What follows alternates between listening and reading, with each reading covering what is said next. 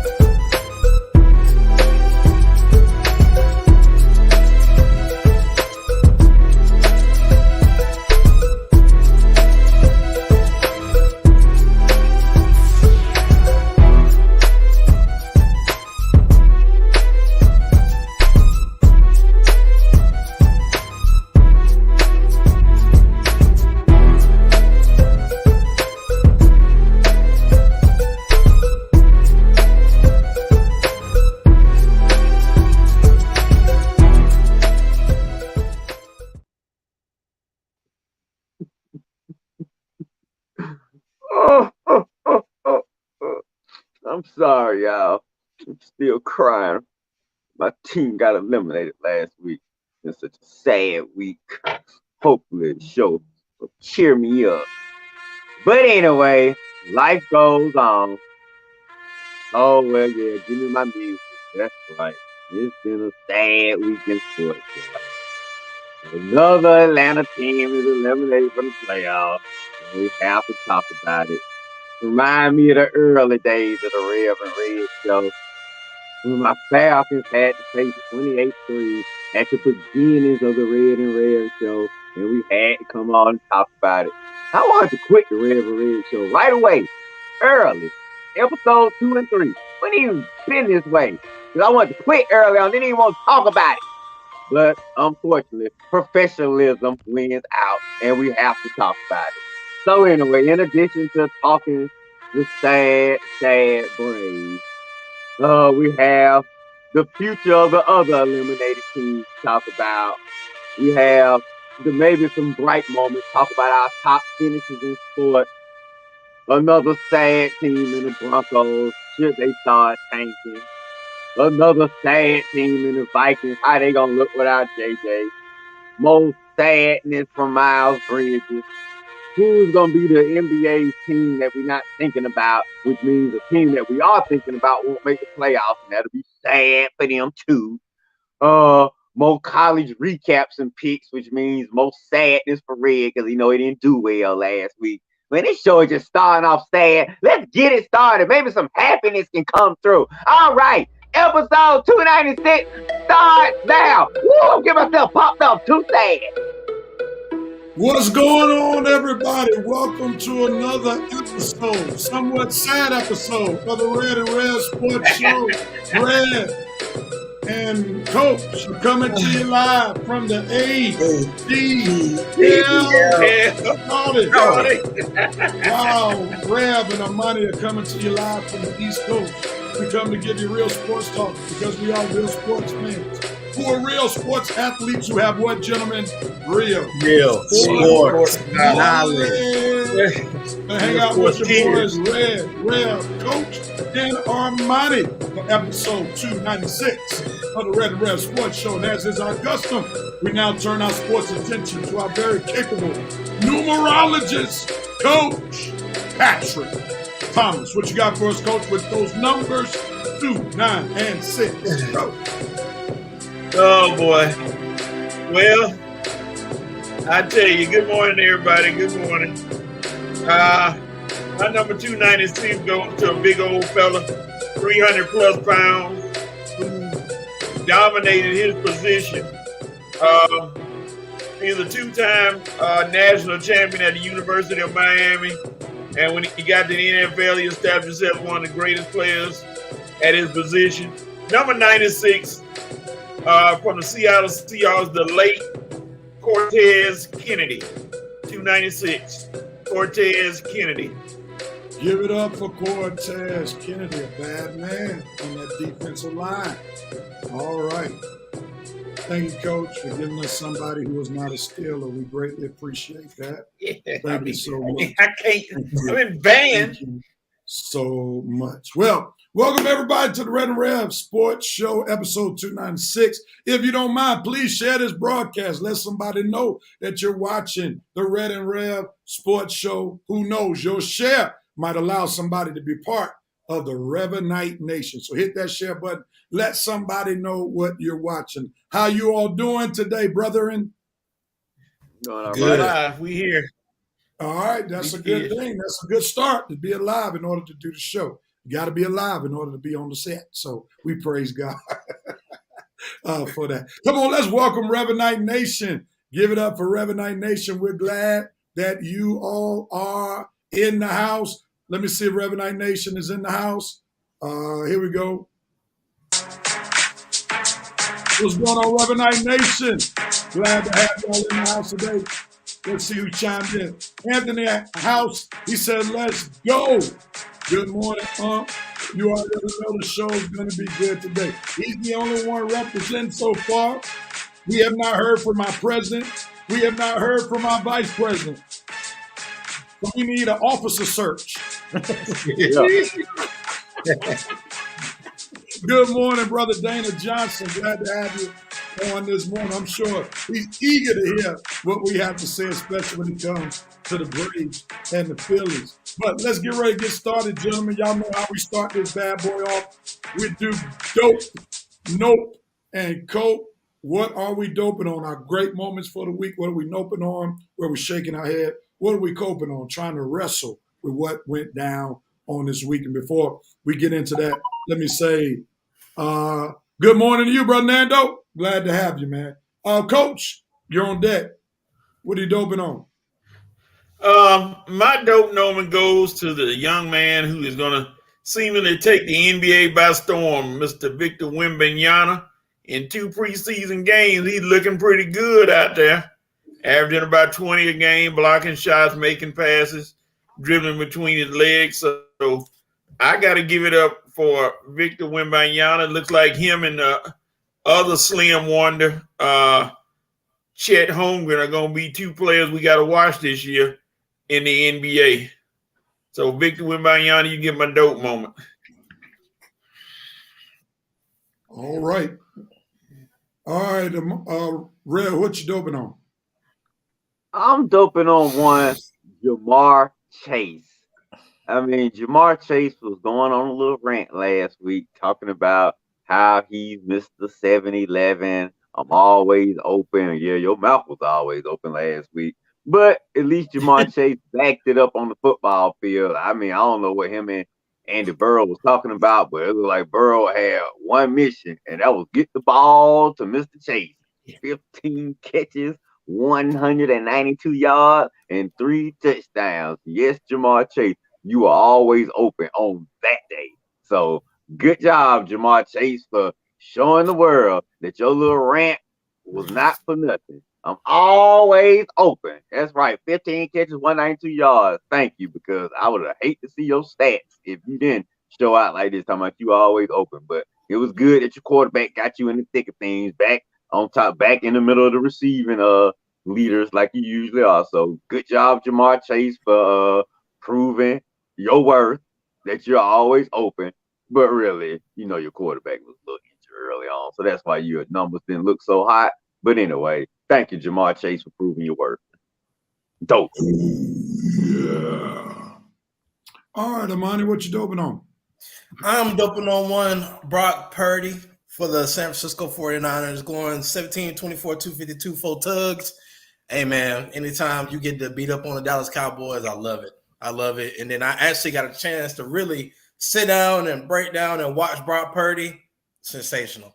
Sensational for a 7th-round kid coming in and, even taking him to the playoffs last year, then he ended up getting hurt. But being able to bounce back and kind of replicate the performances that he's had in the past. So, oh, man, Brock Purdy, keep doing your thing, man. Anytime you get to beat up on the Cowboys, that's always a plus for me.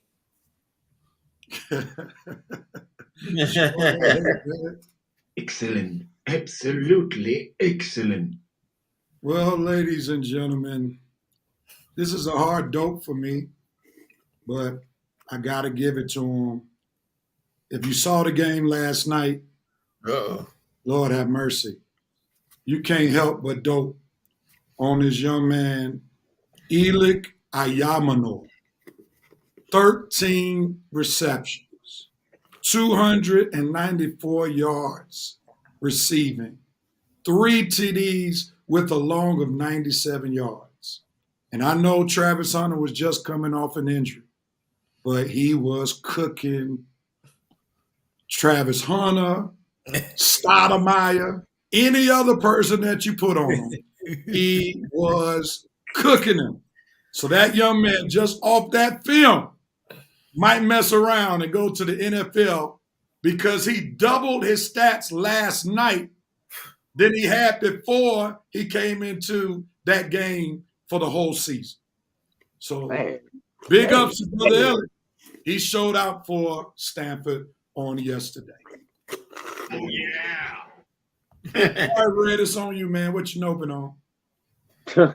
I should be noping on them, but anyway, I'll save it for later on. I'm noping on one Michael Parsons. Dude, in addition to the beatdown that Almighty just talked about, how are you talking trash to the Niners this week? How do you have nerve to tell them, we'll see you guys again, keep that same energy, whatever you were saying? Dude, you got beat down 42-10. Do me a favor and shut the you-know-what up.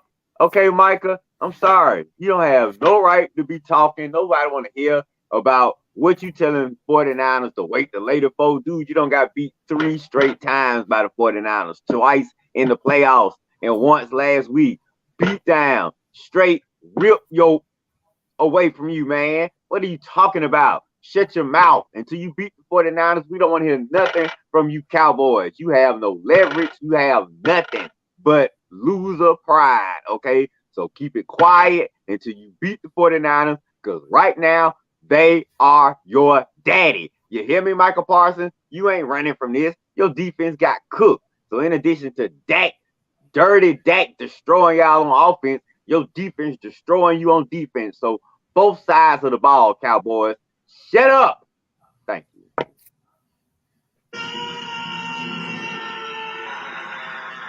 Amani, what are you noping on, sir? To piggyback off of what Red was saying, but not that position per se, but let's talk about the quarterback, Dak Prescott. Hey, look, Cowboy fans, I understand that you got this love affair with Dak Prescott. Hey, it's time to let go now. Three interceptions, 152 yards. Hey, man, it's time. It's time, okay? The window for him even trying to not even compete for a championship, but to win one is over. Y'all have keep doing the same formula over and over again, and it's not working. Stop it. Get the delusion out of your head thinking that Dak is that guy, because he's not. Oh, come on! I thought you were getting ready to come up with a new phrase, the Delulu. we might have to call that an Armaniism, the Delulu. Delusional. Okay, yeah, we may have to work that. All right. I got to go back to that Colorado game, man. I am loping on the that I have pumped up. I was in full support of him leaving Jackson State to go to Colorado. Coach Prime gets my note moment. Up 29 points. This was worse than the Falcons debacle in the Super Bowl, even though that's on a much higher platform. But anyway, they had the game in control. They were killing Stanford, but he played Travis Hunter way too many snaps, especially on defense, especially when he was getting cooked. But Travis Hunter was a star on offense. And Prime, you just played 3 weeks without Travis Hunter. Surely you can play a few snaps without him. Come on, man. Use wisdom. And then also, your son, I know you love him. He's a talent, but stop treating him like he's all world. Sometimes you made some bad decisions yesterday because you were trying to prove a point that your boy is that dude. And sometimes you got to coach to the situation, not to your son. So, Dion, I love you. I still believe, but you get my note moment on this week. Epic fail. Coach, what are you noping on? I'm sorry. I may have to use my Stephen A. Smith voice for this one. You know, ESPN, I watch you because you're the sports network. I like what you're showing. But last night, you kind of ticked me off a bit. They were showing a game between the number 1 team in Georgia, Buford, against the second-ranked team, Mill Creek. The score was 31-24, and Buford was driving down the field ready to try to get the win and get in position to win the game. But what does ESPN do? They switched to the beginning of Golden State and Los Angeles Lakers preseason game. Why did you switch at the right moment when the game was crucial? You could have did a split screen like you did a few minutes ago with Tulane and Memphis and Colorado and Stanford. You did a split screen. Do the split screen then. I mean, the Golden State game, they were just about to throw the ball. I guess the tip-off was important, so we had to see that instead of finishing this game, which I didn't get to see. And by the time I got to see what happened, the game was over. ESPN, you hurt me right then. We watching good football, and you switched to a preseason game. Come on now, ESPN, do better, please. Use your split screen. ESPN too got a split screen. You're really mad about that. Man, that game was good. It was getting down to the nitty gritty, and then they switched. Welcome to such and such. It's a preseason game. It ain't the NBA playoffs. I said, God, no.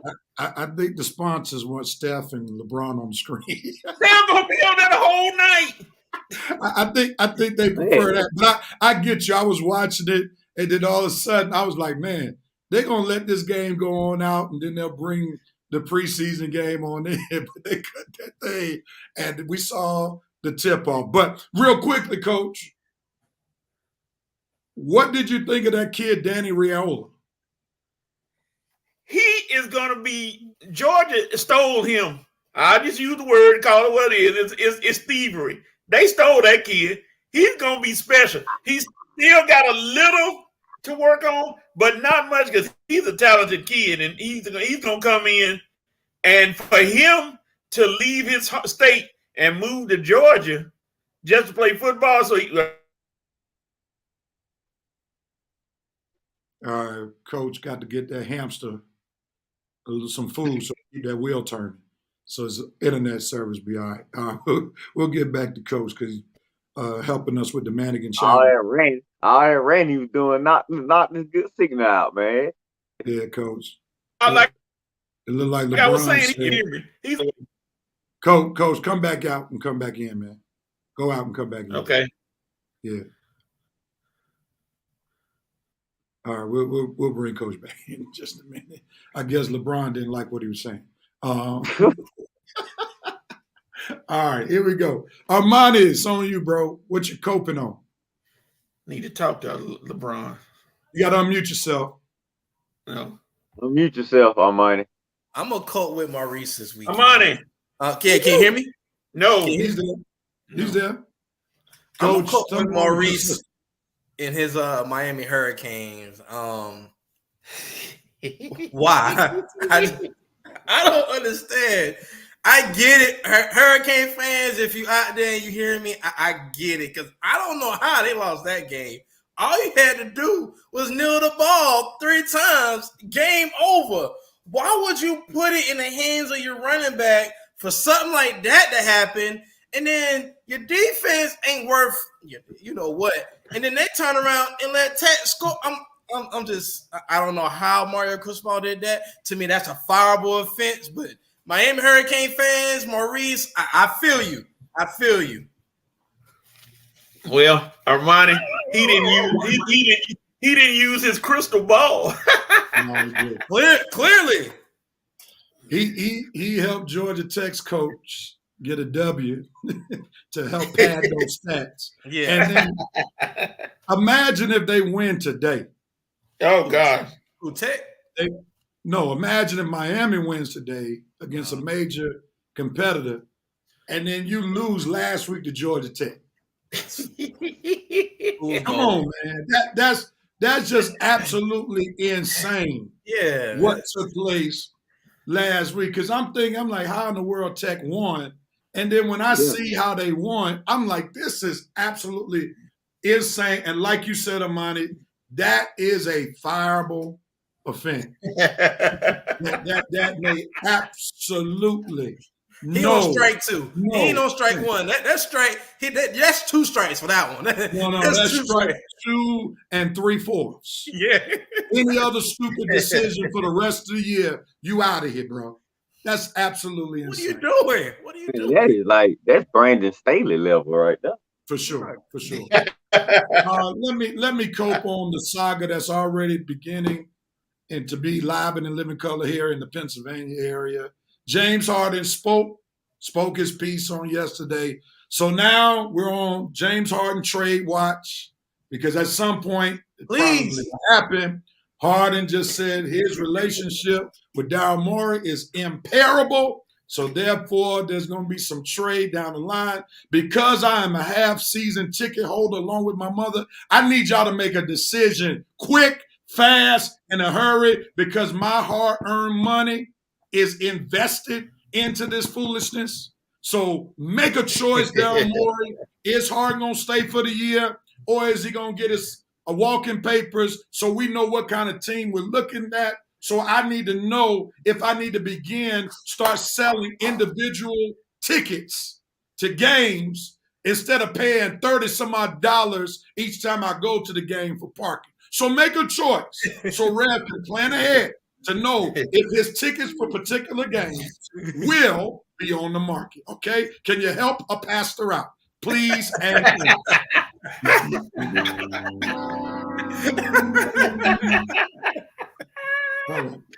boy. Coach, what are you coping on, man? I'm coping on that speech. Help a pastor out. Well,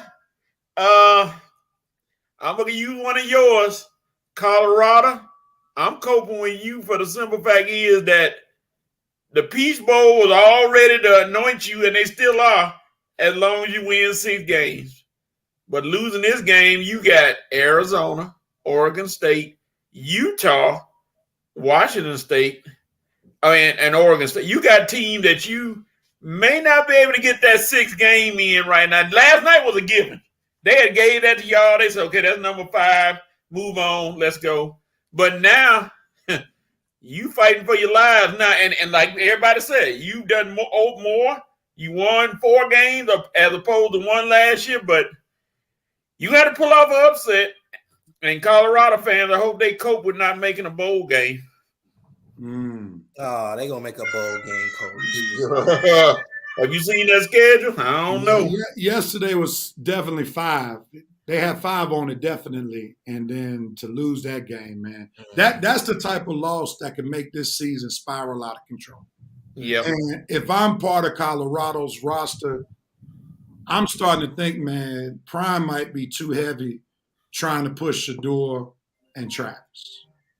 I mean, because if I'm a DB, I done played 3 weeks in a row, and this boy Travis Hunter coming off a lacerated liver, getting cooked, and I still can't get in the game. Sauteed. And then see, Prime got to be careful because he wanted to go off on Stoudemire, who was getting cooked on the other side. Yeah, he was. But then Travis getting cooked too. Put this dude Shiloh in the game. Slant route 3 consecutive times and got 3 consecutive first downs, man. It was terrible. It was almost like I'm gonna prove to y'all he's a dog despite him being injured, despite him being gone for 3 weeks. He's gonna make a big stop so I can celebrate him. And you're gonna get celebrated, all right, with a whole bunch of folk who cooking you on social media for being dumb. That's it. Red, what are you coping on? I'm sorry. Hey, no, that's all good. I didn't even realize it was that bad. And I had the game on last night. It's on, but I'm really not paying attention. I need to go back and I didn't realize Travis Hunter was getting cooked that bad. But anyway, what I'm coping on, I guess I'll go on and get this Stephen A. rant out of the way. I'm coping on Stephen A. Smith using a race card this week with Marcellus Wiley. Stephen A., dude, of all the people, and then you want to be upset with Jason Whitlock calling him a fat, no good, you know what, dude. Stephen A. Oh, where is this hypocrisy coming from, man? First of all, you take the fat part away, and you are no good. Same words you just used for Jason A. Whitlock. You no good yourself most of the time, and then you talking about Marcellus Wiley using a race card on you, Stephen A. Dude, you dog all the brothers out in sports. What are you talking about? How in the world are you upset with Marcellus Wiley for saying something truthful about you when you use the race card with every athlete in sports? Brothers, mostly. I mean, make sure you have a good time dogging us out. Yeah, you dog out the white guys too when they make mistakes. You don't look to dog them out when you dog like you look to dog the brothers out, but you do it when it requires it. But dude, you should be the last person that should be upset at anybody using a race car in sports. Marcellus Wiley's told the truth about you and Max, the whole situation, and for you to be offended by that, dude, please shut the you know what up, okay? Stop being a hypocrite, okay? Because you are way worse than Marcellus Wiley could ever be, okay? The way you come at brothers in sports, just stop, okay? Just stop. Stephen A. Smith, stop being a doggone hypocrite, okay? and stop being sensitive, okay? Because you should last person in sports that needs to be sensitive or need to be talking about anybody using the race card on you. Okay, done. I don't want to get into those serious things. Coach, do me a favor, man. Read these comments from Revenite Nation real quickly, all right? Did you hear me? Coach?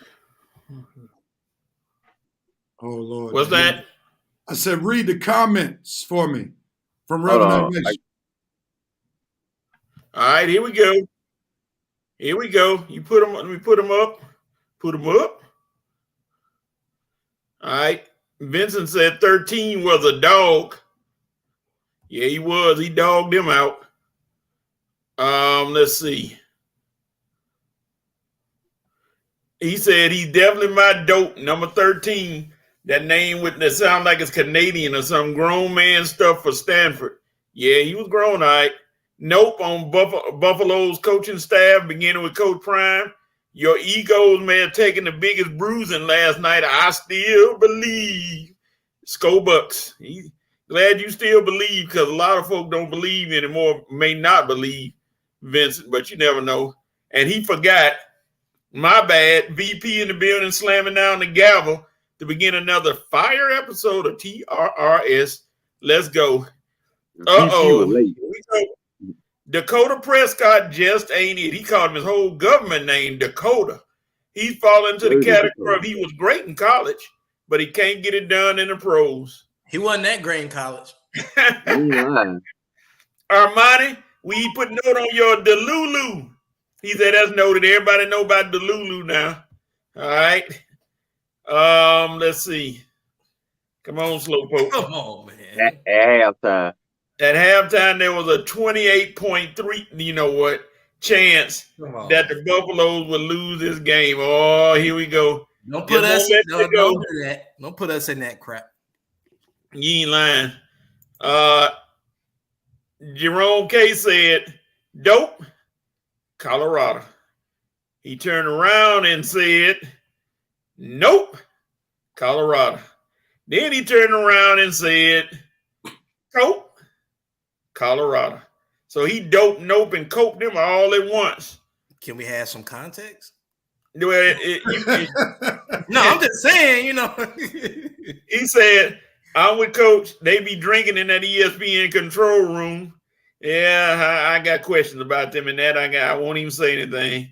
Joe Black from YouTube Purgatory says, hey, guys. How y'all doing today? Hey, Joe Black. His dope moment. Oh, gosh. What happened? Oh, there we go. The dope trying to run away. He said dope moment is Georgia Tech. How they stole the win from Miami because Mario doesn't know how to take a knee. Yeah, the crystal ball wasn't working that night. G, what's up, G? Good morning. What up, G? Morning, guys. Vincent said, let's see. Coach, the Braves fan base that continually have to deal with these recent postseason. Then he went with the educated word, debaucheries. Oh, he can't say losses. He said debaucheries. So he went deep on us in the dictionary. He said, Ben said, I think the Buffalo's coaching staff was coaching Miami last week in those last 50 seconds. Yeah, it was kind of ugly. And he said, Cristobal put that running back in a bad situation. Vince, I just want to say, though, running back, hold the ball. You got to hold on to the ball, too. That was a dumb move, but you still got to hold the ball. You still not supposed to fumble, but we'll move on. Oh, boy, Joe Black said, nope. The Russell Wilson Denver experiment. Well, we don't want to talk about Russ. We know. Get your twin brother, Armani. Okay, Rev. I knew it was coming. All right. Wait a minute. Why are you upset on money?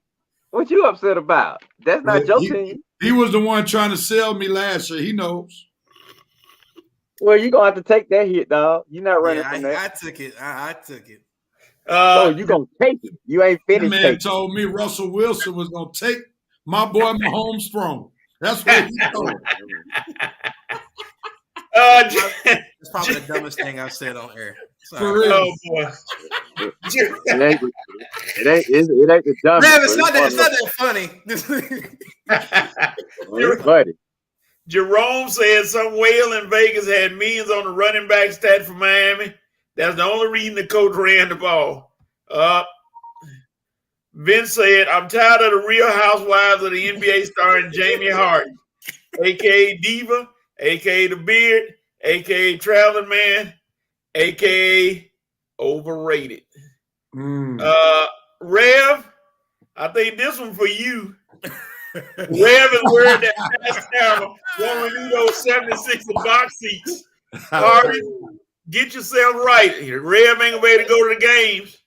Get yourself right. Make a decision. Let's see. Vince also said, "You right, Coach. They would have been 5-2 this morning, but now they got to send several Hail Marys to get 2 more wins." Yeah, they do. They gonna need some serious work to get that bowl game. He said 13 was manhandling Hunter and Stoudemire. Watch that hand action off the ball. 13 was not only beating him in the route tree, but his grown man, that's a new word, strength, with 2 F's, was very pronounced.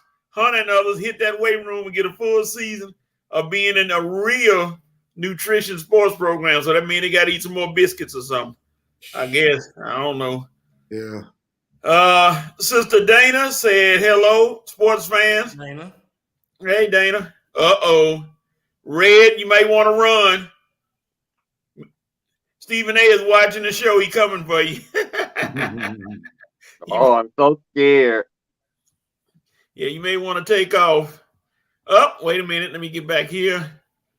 All right. Uh-oh. See if I can get this right here. We're back to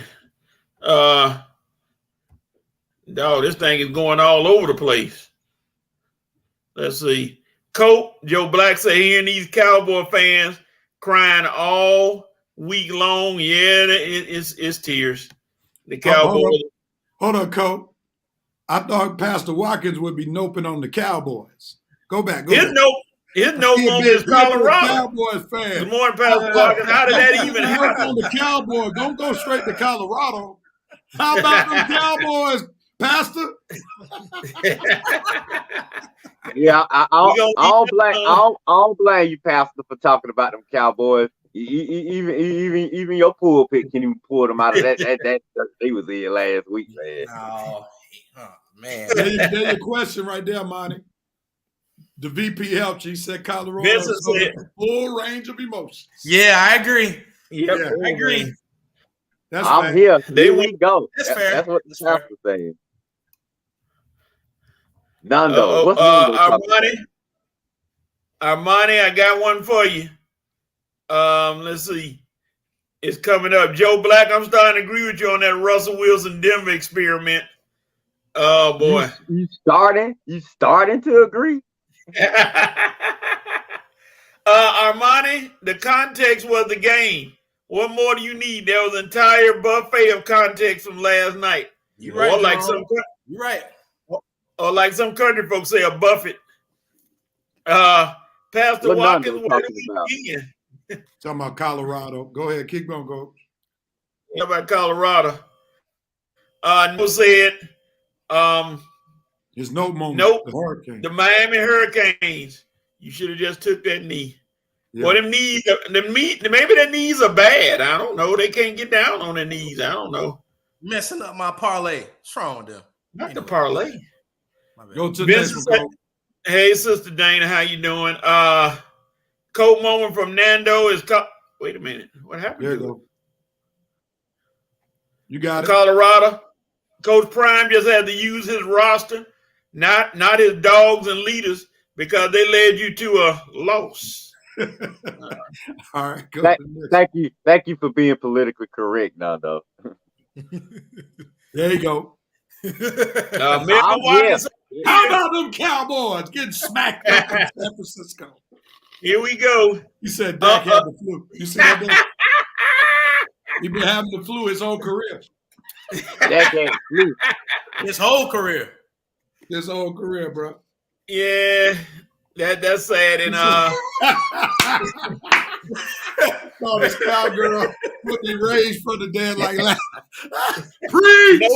no Lazarus sighting for the Hey, that's a Cowboys. good one, Vincent. That's a good one. That's a good one. Thought you gonna rise from the ashes like the phoenix. Sorry, Dak ain't no Stefano DeMuro, baby. No, Not at and all. Maury. Good morning, Maury. Terrible What's up, coaching. Mo? Terrible Coaching in Miami. That's right. Terrible coaching. Just like terrible. Well, I can't say the Falcons this week because we won last week. Well, the nation is wide. Wait a minute. Oh Nando, Lord. let's Who see. are you? Who are you, Melvin Watkins, Whitney Houston? I believe in miracles. Hey, go back to that, Coach. Go back to that. All right, Your parlay was messed up when you put Alabama in the play. Okay.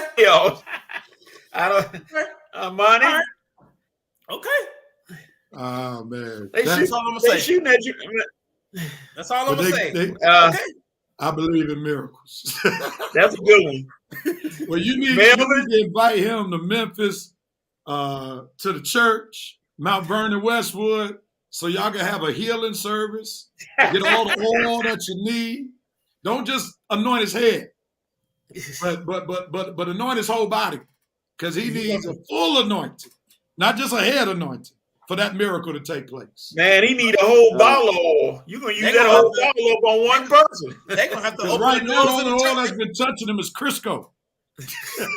They're gonna have to open the doors of the church early. Pastor Watkins, Whitney Houston voice couldn't save Dak in this moment. Yeah, Sure. All right, Coach, we got to move on, man. About that 12 o'clock hour is catching us real quickly, and then we got to also recognize Armanis needs to leave early. He got Coach Flag. He got flag football duty today. Yes, sir.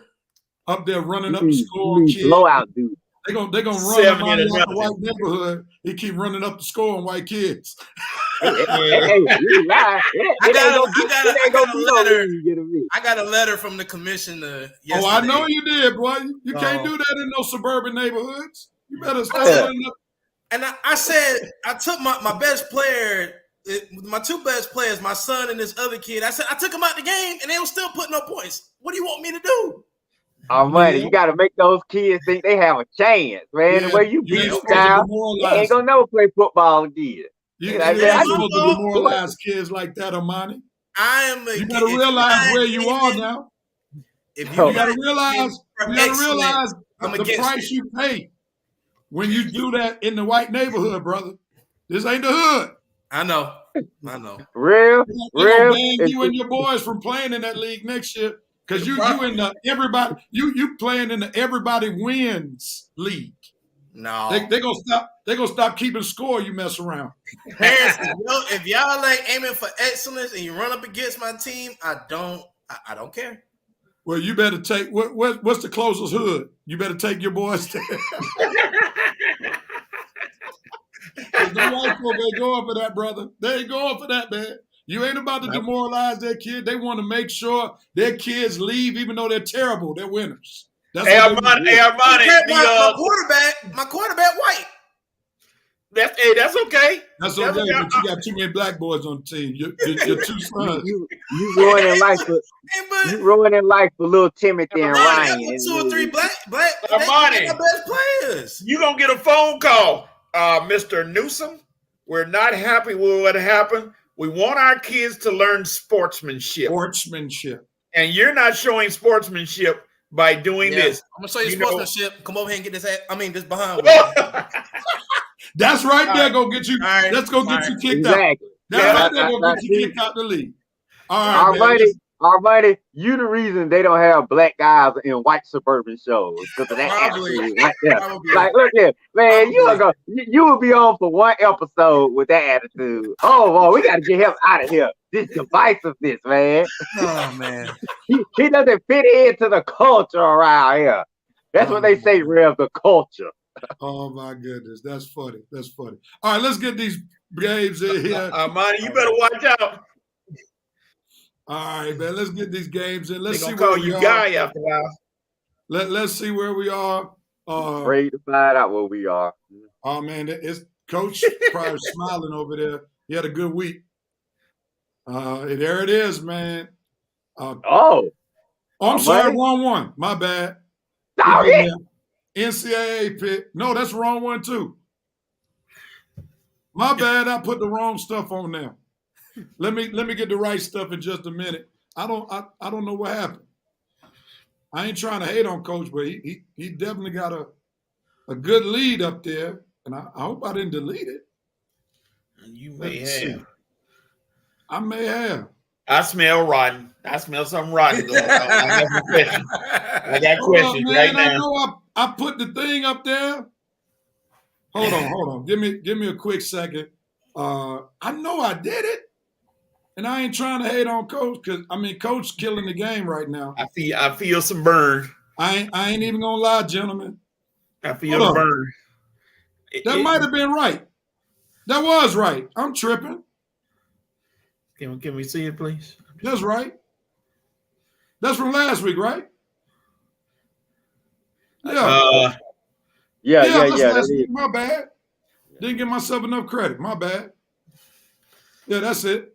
Because UCLA, Washington State. Am I right? Alabama played Texas A&M. Yep. Yeah, that's right. Okay, my bad, gentlemen.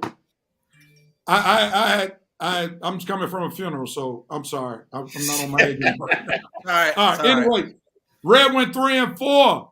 Now he's 17 and 19. 47% winning percentage. I went 4-3. 19 and 17. 53% winning percentage. Coach is up 3 games on Armani. He went 4-3 last week. 24 and 12. And Armani, who used to be in last, but the last shall be second. 21 and 15, went 5-2. So Armani won the week last week. So big ups to Armani, but Coach is in first place with a 3-game lead with our picks. So we got some catching up to do, gentlemen, for Coach run away with. Now we know Coach is a choke artist. No.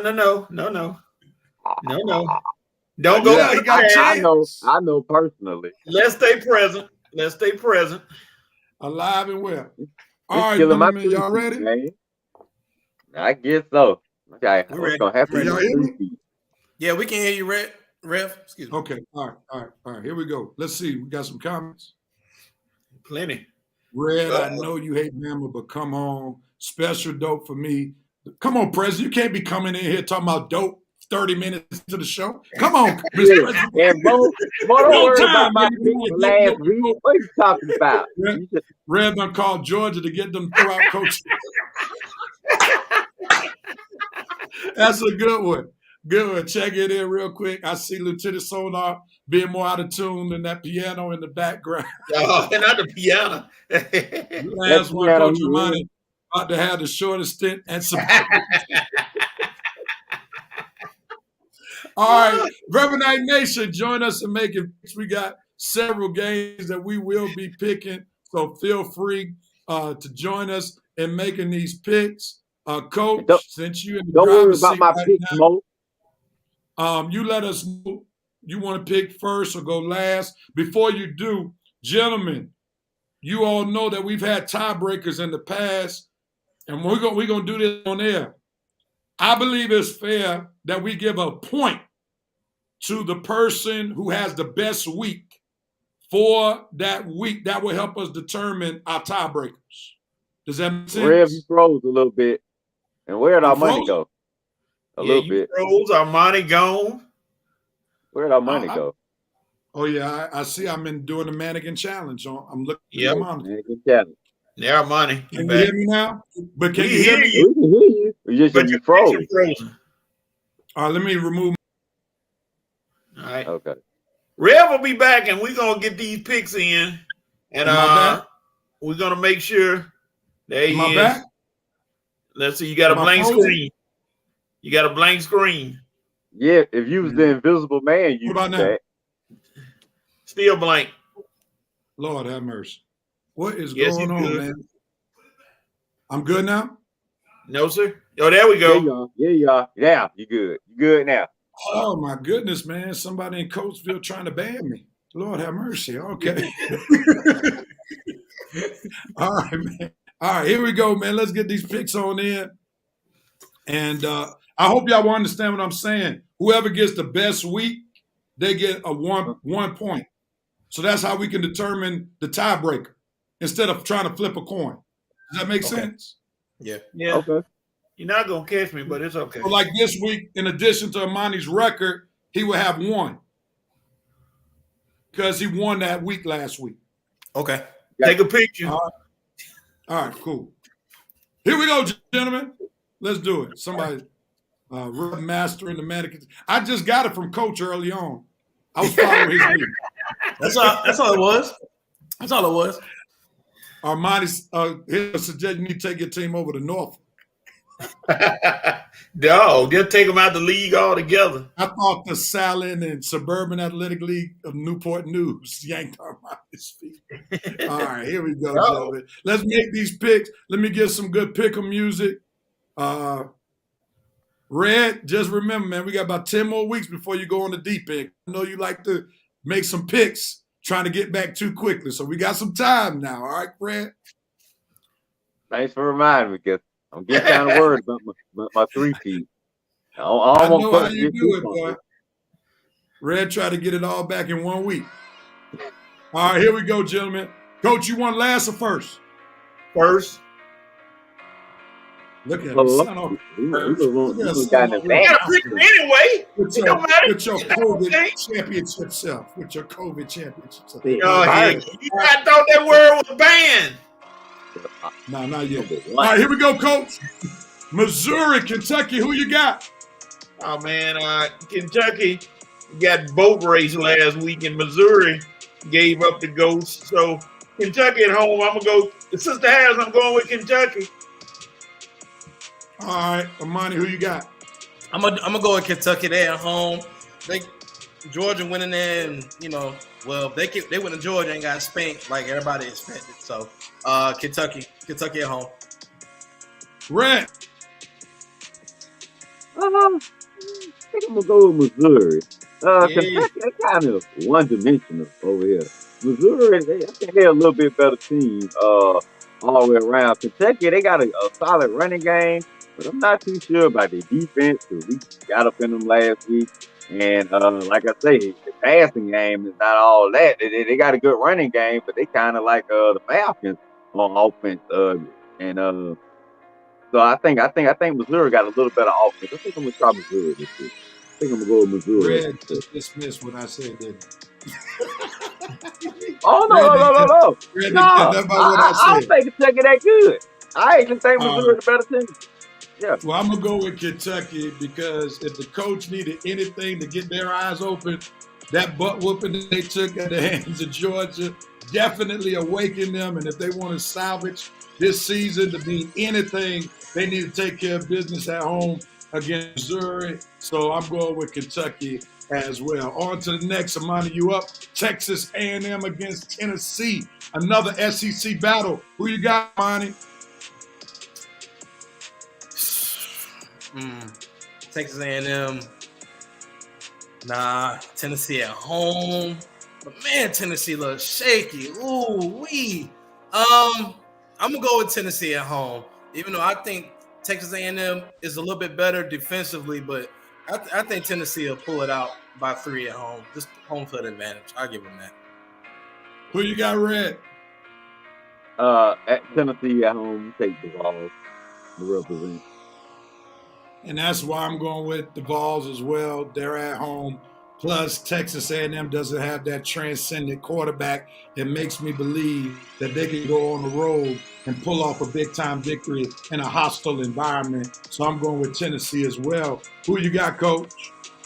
Who coaching Texas? Jimbo Fisher still the coach of Texas A&M? Yep. He got that big old contract. He's gonna be there for a little while. So Exactly. That's why he ain't coaching worth nothing. Tennessee. That's why. All right, going back, Rep Night Nation got Kentucky here with Wild Kitties. Winston Thorpe, what's up with your brother? Mo Gamble going with Red. All right, Mo. That's what I'm talking about. You know you ain't got no Y'all faith look in no kind of like Kentucky twins, Wildcats. Red. I can see why y'all going with the same. Y'all look kind of like twins. You see that picture? Y'all look See, like hey, right? That's Maze High. That's Maze High right there, real. All right, man. What's up, my Maze High brother? Maze High in the house, class of '95. Tennessee at home, but may not win. Who you pick, man? No, come on, man. We don't do stuff like that. May not win. Come on, man. Put some weight on your pick. Put some weight on your pick. Dante, what's up, brother? Mo Gamble going with Tennessee. Right, Mo. The VP, the Vols. G over there on YouTube got Missouri. Yeah. And he That's what got I'm talking about, G. Tennessee. All right, on to the next. Red, you up. NC State versus Duke. Who you got? Oh, man. NC State versus Duke. Oh, I'm gonna take Duke. I'm gonna take Duke. I ain't gonna even make it hard. Duke. I didn't think Duke had a good football program. When you think Duke, you always think basketball, but for some reason they've been playing pretty good lately. They lost last week to they lost to Notre Dame, but ever since that they've been doing okay. I like Duke. I'm gonna take them over NC State. I don't really have a good reason why, because they at home and I'm taking them over NC State. Don't hate me, fellas. That's the reason why. Oh, no. It's all about home field advantage in these games like that. I'm going with Duke as well to cover at home. They showed that they could take care of home when they beat Clemson early on. I don't see NC State being that kind of team to go on the road to take down the Duke Blue Devils at home. So I'm riding with you, Red. I got Duke as well. Cole, who you got? North Carolina State. All right.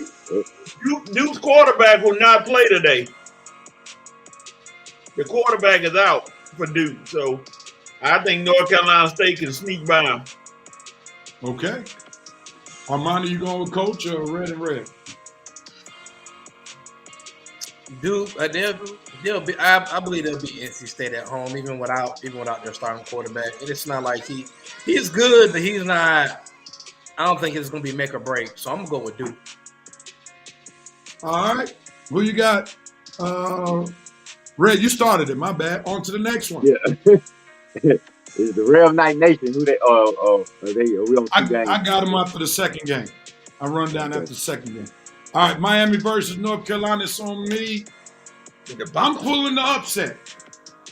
If anybody needed a big-time victory today, it was the Miami Hurricanes. And they're going to show us if they really buy into that team. So I'm going to go with Miami on the road. This might be against my better judgment, but I'm going to go with Miami. I'm not a big Drake May fan. I think he may be a little bit overrated, but I'm going to roll the dice on this one. Miami bounces back after that debacle of a loss against Georgia Tech. That's what I'm going with. Coach? Oh, boy. I think Cristobal is just put a stake in his heart. I'm going Carolina. So you don't think he can bounce back? Nope. All right. Who you got, Armani? They in Chapel Hill. I'm gonna go with North Carolina, man. So Miami after last week, and then the fact that Georgia, and I'm not saying Georgia Tech is a bad team, don't get me wrong, but the fact that that they could keep up with Miami, North Carolina, I don't trust Miami. Red on you, bro.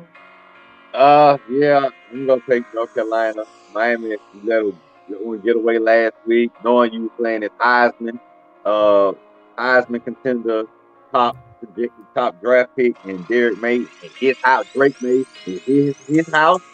Man, you really should have took care of business last week, but now you're gonna get twice in a row. I'm taking North Carolina. All right, so from the last two games from Rev Night Nation, we got Duke. We got North Carolina. North Carolina.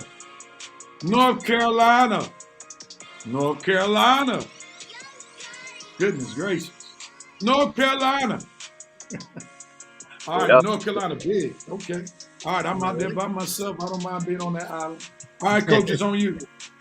UCLA versus Oregon State. You know now you went against UCLA last week. They put one of those L's on your record last week. They You do it did. again. They did. Something about Oregon State. UCLA got a great defense. I think they top 20 in defense. I'm gonna go with UCLA. And if you lose UCLA, I'm gonna tell USC to put 100 on you. Yeah, dog, you better not lose. Armani, who you got? I'm gonna go with the team with the better quarterback. DJ Uiagalelei is proven to be a much better quarterback in the system that he's in at Oregon State. Just to prove that Dabo didn't know what he was doing with him at Clemson. They had a big win earlier this year against Utah. I believe was that Utah they beat. So I'm gonna go with Oregon State at home. Red, who you got?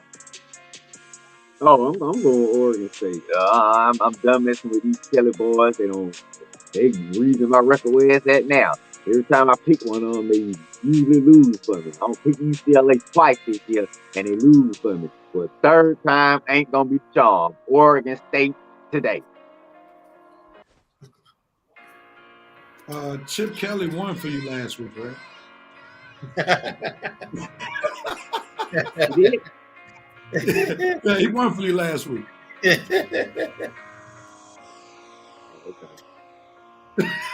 Yeah, you're right.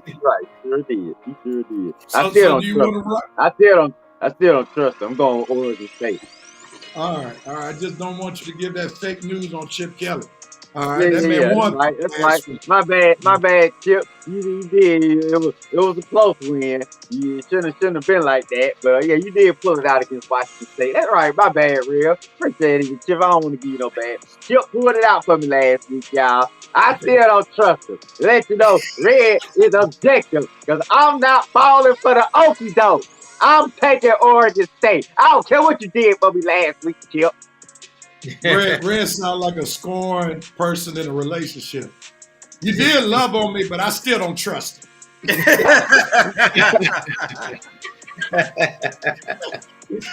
I knew you were going to do it there. All right, I'm going with Oregon State at home. I think the Clemson transfer at quarterback is going to step up to the plate. Thank you, UCLA, for what you did for me last week at home against Washington State. But when you have these games that seem to be pretty tight, I'm a firm believer you go with the home team because they always have a great home field advantage in college football. So I'm going with Oregon State as well. We'll get to your Reverend Night Nation after this pick. Armani, who you got between USC and Notre Dame? Coach is looking at you. Coach is looking at you, Armani.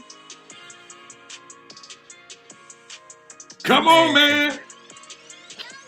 Oh, this ain't that You look hard. like Caleb Williams a little bit. I'm gonna go with USC, man. Hey, you can make Caleb your new twin since Russell ain't working out. I'm gonna go with USC because Notre Dame, even they got the better quarterback, the better weapons. I think Notre Dame might be a little bit better defensively, but that's not going to overcome the greatness of Caleb Williams. So USC. Red, who you got, man? I'm taking Notre Dame at home. I'm taking them to bounce back from these two past weeks. One almost lost to Duke, and they did lose to Louisville. But they at home, and they got to make a statement because they lose to USC, and Freeman might be on the hot seat after that. USC defense, shaky last week.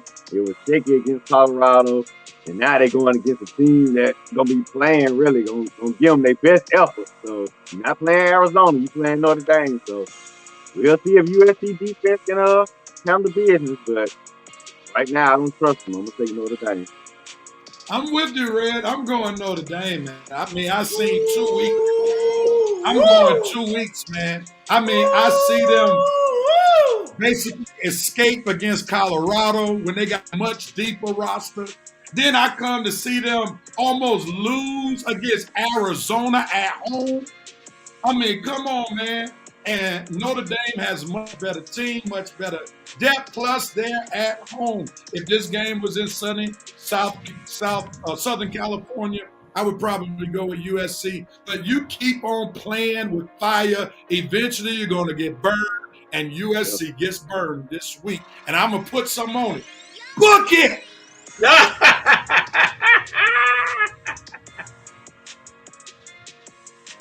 Yeah, Coach. Now, we know who's Coach going for, but tell us why you're going for him, Coach. You got to be nervous now. I'm scared now because you said book it. I don't know what. That just took some of the light away. I'm like, well, dog. Rev said book it. Rev, I got one number for you. 523 yards a game. Number one offense in the country. Hadn't been stopped yet. They've been tested. That's because of the defense. But that offense hadn't been stopped yet. But the defense didn't stop nobody. I will say You that. play nobody, Coach. That's okay. I hate to see a brother go down. I want to cheer for Freeman, but Freeman, I got to cheer for you the rest of the season. Today, you ain't going to get it done, brother. I'm sorry. Sam Hartman, good quarterback, but he's prone to make a few mistakes here and there. And another number, 22 touchdown, 1 interception. 1 interception, and that was a fluke. Caleb Williams doesn't turn the ball over. Sam Hartman, 3 turnover, interception. You know, it's going to come down to who establishes themselves first. Who establishes themselves first. It's going to be a wet day. That might have something to do with it. And what's the name is expected to play? Remember the boy, Zechariah Branch. Remember his name. If he plays today, that's your difference maker right there.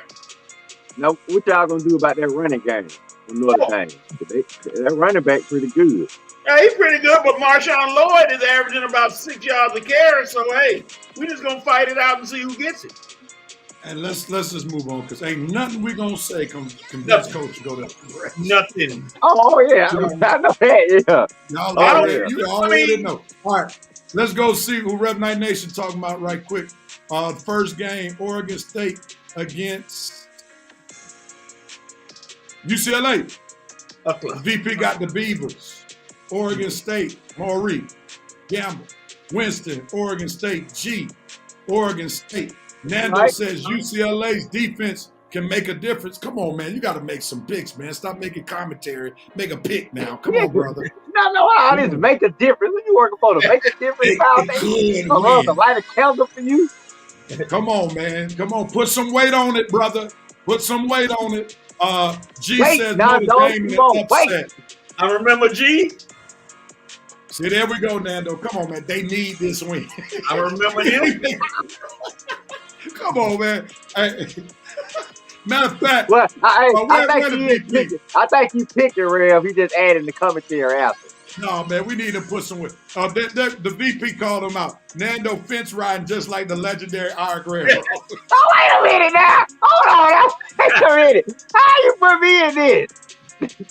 Oh, man. The VP said the game of the week he's going with the Trojans. Can't root for the brother on this one. Mo Gamble said USCG. Hey, Mo. USC's defense is horrible. Be on here next week, G. This should be a high-scoring affair, 49-52. Southern Cal with the game-winning field goal. Winston going with Notre Dame. The Irish have better contain Lloyd. He's a beast. Nando's commentary like our Greg Roll throwback. No, don't you dare put this on Maze, Vincent. Don't you dare, man. You might find yourself on YouTube next week. You might find yourself on YouTube next week. What does Nando have to do with Maze High? Nando ain't no Maze High guy. That's Maurice's Maze High, not Nando. Oh man, okay. My writing is my content. Okay, I got you. All right, man. We got to learn. Nando sounded like juvenile on here. My mind is All gonna right, ride. man. We gotta move because Amani got to make these pro picks before he goes beats up on some suburban white kids again. Go ahead.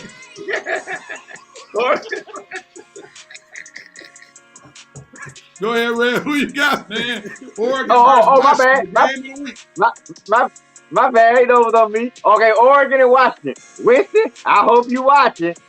Washington, baby, with the upset. I don't even know if they playing in Washington, but if they are, it ain't gonna be no upset. And if they is, Washington, Michael Penix, Washington over Oregon, which Deion should be Oregon, but Washington ain't gonna handle them this week. Yeah, hear me, Winston. You're not gonna even make it to my Bulldogs because Washington gonna handle them duck tails going down. Ain't gonna be no duck soup this week.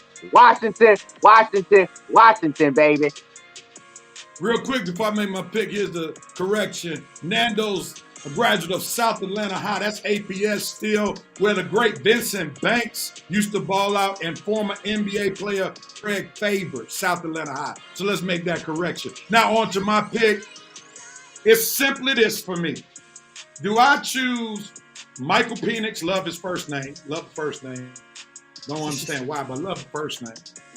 Versus Bo Nix.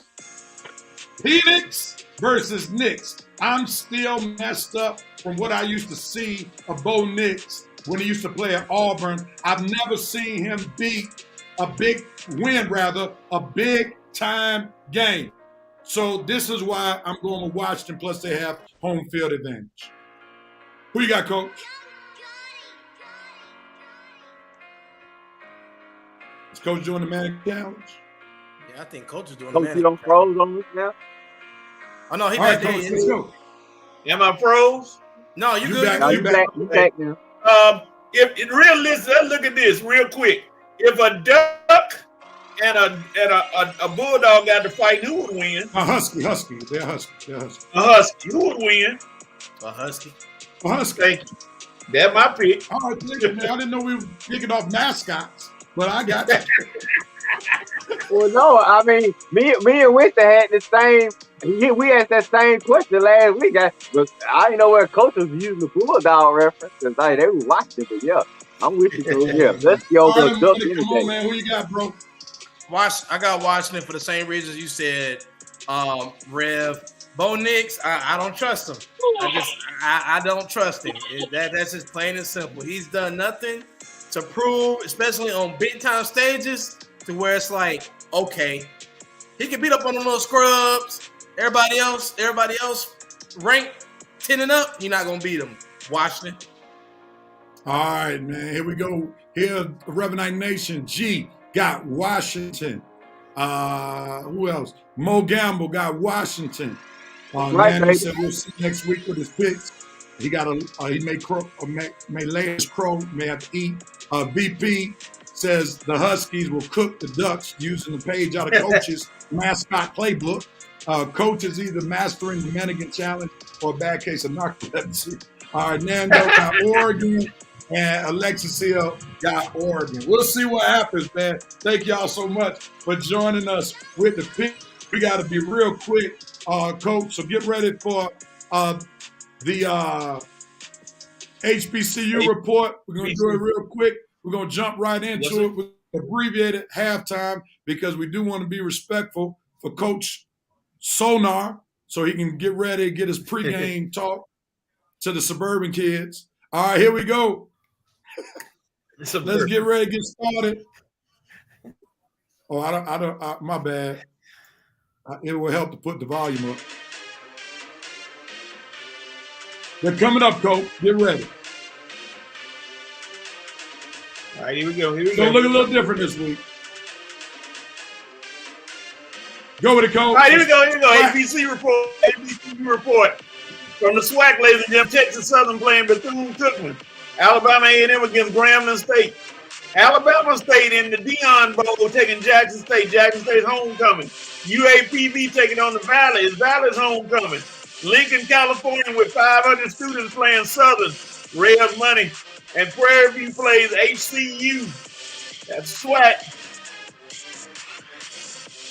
Here goes the schedule for the next. I got to mix up. Howard playing Harvard. That's going to be an interesting game. Tennessee Tech plays South Carolina State. And Norfolk State, wow, playing Tennessee State. The MEAC game, ladies and gentlemen, Tennessee State's homecoming. And the next one, Benedict already beat Fort Valley. They drugged Fort Valley. Tuskegee plays Evan Waters. Central State against Savannah State. Shorter, not going to get any taller against Clark Atlanta. Lane playing Kentucky State. Albany State playing Allen. And Morehouse is going to play Miles here in Atlanta. Morehouse going to get back on track. And last but not least, CIAA, Johnson C. Smith and St. Augustine. Lincoln, PA against Elizabeth City State. Shaw against Winston-Salem. Virginia Union against Bowie State. Fayetteville State against Livingstone. And Virginia State against Bluefield State. That is your HBCU report for October 14th, 2023. Thank you, Coach. With the wonderful HBCU report. All right, gentlemen, let's pause for halftime. We're going to do a little abbreviated halftime so Coach can have plenty of time to share with his suburban kids how they're going to beat the other suburban kids. All right? All right, halftime of the Red Sports Show. We're coming back with NFL picks, 5 for 5. So we'll be right back.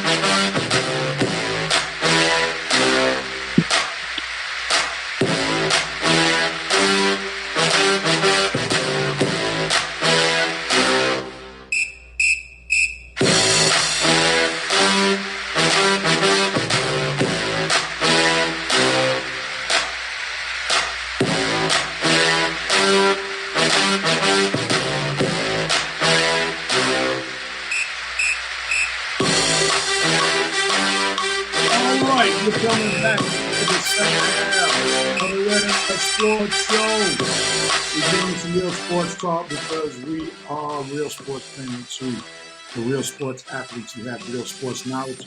We're about to share some of that knowledge with you as we get ready to go into our NFL picks out of respect for, as the BP calls him, Lieutenant Solnar, who has a big time game coming right up. So we're going to go right into our NFL picks, and then we will come back to our 5 for 5, and we'll finish up talking about some baseball. All right? We definitely have to talk about it at some point. Let's see where we are with these standings, man.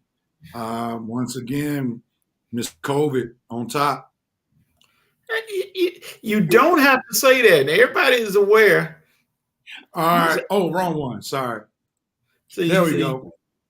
All right. And Coach won the week, 13-3.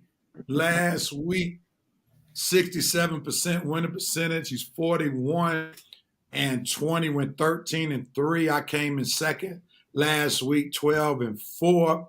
I'm 37-24, 61% winning percentage, 4 games behind Coach. Armani and Red are tied in the standings, but Red had a better week last week, going 11-5. That makes him have 56% winning percentage.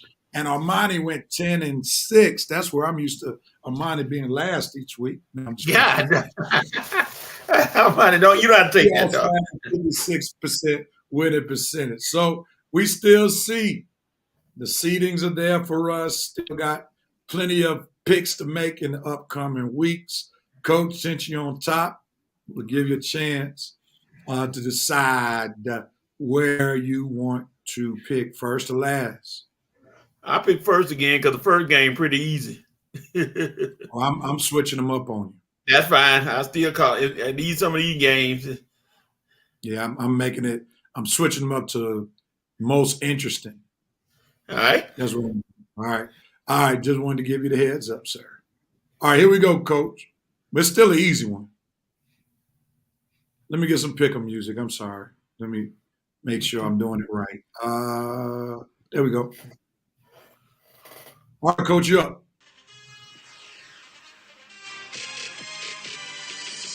NFL picks. The Saints versus the Texans. Who you got, Coach? Texans. Any reason why? That C.J. Stroud continues his campaign for two reasons: to win the Rookie of the Year and to show everybody that an Ohio State quarterback can succeed in the NFL. Texans. What's the name of the Texans head coach? DeMeco Ryans. I'm sorry. That's why I'm rolling with the Texans. DeMeco Ryan, I think, has a good strategy. He's a defensive guy. He's going to make it difficult for Derek Carr, Jameis Winston, whoever's quarterback for the Saints right now. And I'm going to go with the Texans to beat the Saints. Who you got? I'm with Texans all the way. I don't know how the Saints won last week, but they did. They won't win this week. DeMeco Ryans got something for the quarterback.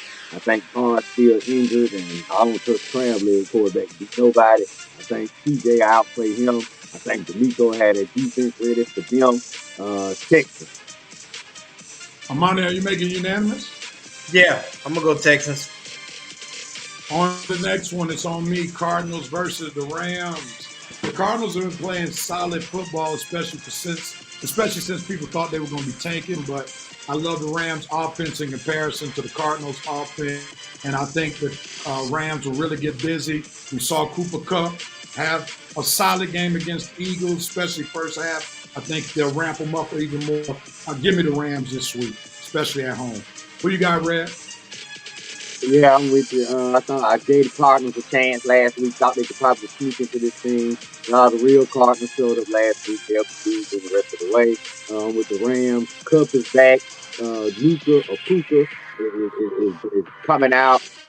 Staff was pretty solid. The defense is pretty solid. The coaching is pretty solid. Rams. Armani, who you got? I'm going to go with the Rams. They got the – what's his name? Ray, you just said it. What's his name? Puka. Yeah. Yeah, he's been having a good season. Yep. Coach. In Puka, I trust. Rams. Yeah, on to the next one, Red. It's on you, Patriots versus Raiders.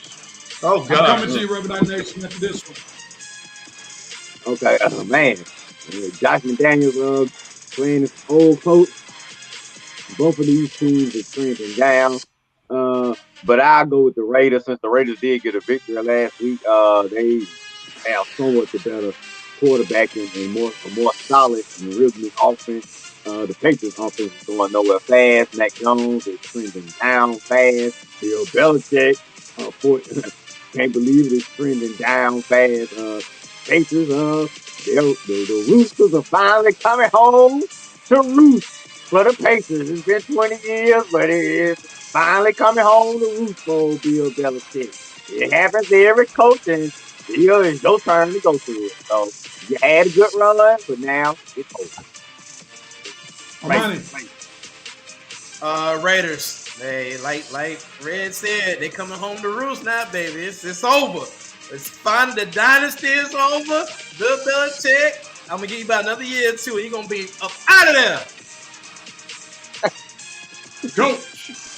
Yeah, looking bad. Tom Brady not back, so I'm going to go with the Raiders. And I'm going to make unanimous Raiders. Let's see what Reverend Nation. First 3 games. Texans. They're mad about that Falcons loss. Texans again. That's the next one. We got the Cards. Mo Gamble has the Texans. Mo Gamble has the Rams. Eric Parker has the Rams. Nando has the Cardinals. G has the Rams. VP got the Cardinals. Wow. G has the Raiders. Winston has the Patriots. Wow. Eric has the Raiders. VP has the Raiders. Mo Gamble has the Raiders. Jer, what's up, brother? Got the Patriots. Nando has the Raiders. And Jer has a what's up, fellas. On to the next game. Who's it on? I think it's on Armani. Armani, who you got? The Ravens versus the Titans. I'm gonna go with the Titans at home. Any reason? No commentary. They're at home, and Derrick Henry is probably going to get into his groove. He usually has a pretty good game against the Ravens. Coach. Against my better judgment, and just for standing purposes, I'm gonna go with the Ravens because they're a little warm after last week, so that means they're gonna take it out on the Titans. And Tannehill's still the quarterback, so hey. I'm gonna go with the Titans. They're at home. Lamar Jackson hurt me real bad last week when he cost me a game, man. They had that game against the Steelers. There was absolutely no reason they should have lost that game. But Lamar Jackson threw a terrible interception, even though his receivers didn't help him all game. You cannot make that throw that interception in that time of the game. You up 2 points or 3 points. One of them, you get the field goal. You've been up 5. Pittsburgh struggled to score all day, even though they had that last touchdown. But you gave them the momentum when you threw that interception. I can't rock with you right now, Lamar. I'm going with the Titans. Brett? Well, probably what we think they're not in Tennessee. They're actually in London, fellas. This is a London game this week, and the Ravens have been in London since Tuesday. So I think the Ravens bounce back this week. I think Lamar bounces back this week. Odell, get off the field. Stop holding the offense back. That was a wasted $18 million the Ravens paid Odell. Thankfully, it was just 1 year. But I think the Ravens and their defense bounced back in London because Harbaugh had them over there all week long to get some camaraderie together. I think the team bounces back from a bad loss last week to Pittsburgh. I'm taking Baltimore. Thank you for that correction. That game is in London. I'm still going with the running game with the Titans. Go ahead. I'm on it. Oh, I already picked the Titans. Oh, you already picked Titans. All right. Yes, sir. Next game. Colts versus Jaguars. Who you got? Ooh. Richardson is out. Their running game is improved though, and the quarterback for the Colts is one of my favorites, Gardner Minshew. He's still the quarterback, but I think the Sunshine is ready now. He's back in the States, and I think he's ready to get the Jags back on the right track. I'm going with the Jags. I'm with the Jags. They're playing some good football lately, and I think the Jags will definitely take care of the Colts. This game is in Jacksonville. I know the Jaguars been hanging out in London for a couple of weeks, but they finally went back to the Sunshine State. So I like Sunshine to shine in Jacksonville tomorrow. Give me the Jags. Who you got, Red? Yeah, I'm going with Sonny too. Look like he finally figured it out. Him and Calvin Ridley got the chemistry going now. The defense finally playing up the farm. Doug Peterson got these boys watching right now. Took a trip to London to get them to get back on track. But they back on track now, so I'm with the Jags. Armani. I'm gonna go with the Jags. Like I said, man, the Jags got a good defense, and also Trevor Lawrence. He's coming around. He's starting to slowly live up to that number 1 pick hype. So I'm going with the Jags. On to the next game, Seahawks versus Bengals. It's on me. Joe Burrow. I need you to duplicate what you did last week so I can get some fantasy points this week. Okay, please, sir. Because you have been an enigma to my fantasy team this year so far. I'm next to last place. Joe Burrow, I'm counting on you to duplicate or at least replicate in some form or some fashion what you did last week. I'm going to go with the Bengals. It's the Seahawks. Burrow over Geno. Who you got, Red? I know the Bengals won last week. No, wait a minute. Who at home? Cincy or Seattle? Bengals. Woo. You know what? Against my better judgment, I'm gonna take Seattle to get a road victory because I think the defense is playing better. I think Cincy was just playing a bad Cardinals team last week. I need to see Cincy do it against a good South team instead of a bad Cardinals team. So since I haven't seen Cincy do it against a good team yet, I'm not going to take them against a good team this week. I need to see it first. So I'm taking Seattle because I just think I just need to see it first, Cincy. I know you're a good team, but you've just been beating up on the Chucks right now. I need to see you do it against a good one. When you play a good team, you usually lose. So I'm taking Seattle until Cincy proves that they all the way back. Prove it to me, Cincy. Taking Seattle. Armani, who you got?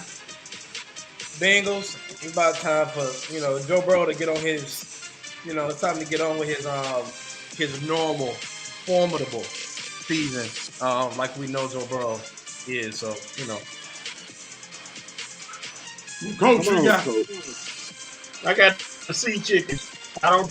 Joe Burrow, he might be all right, but I don't know about that defense just yet. So This more of a pick to protect Pittsburgh's lead. I see that.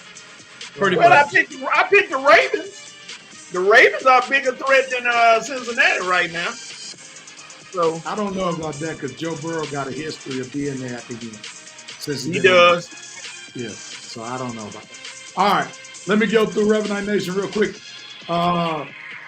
Nando got the Colts, Bengals, Jags, Ravens.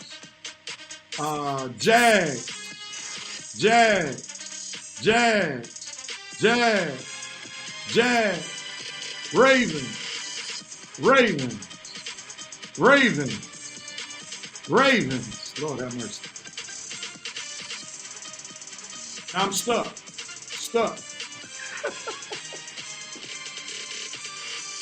Lord have mercy. We can hear you, though. We can hear you. All right, I can't go through it anymore because my computer got stuck. But go with the next game, Coach. All right, let me pull it back. Let me dial it back here. And I'm going to find the next game. All right. Let's see. Let me get this game right.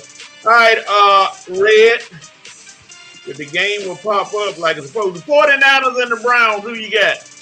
The Watson not playing.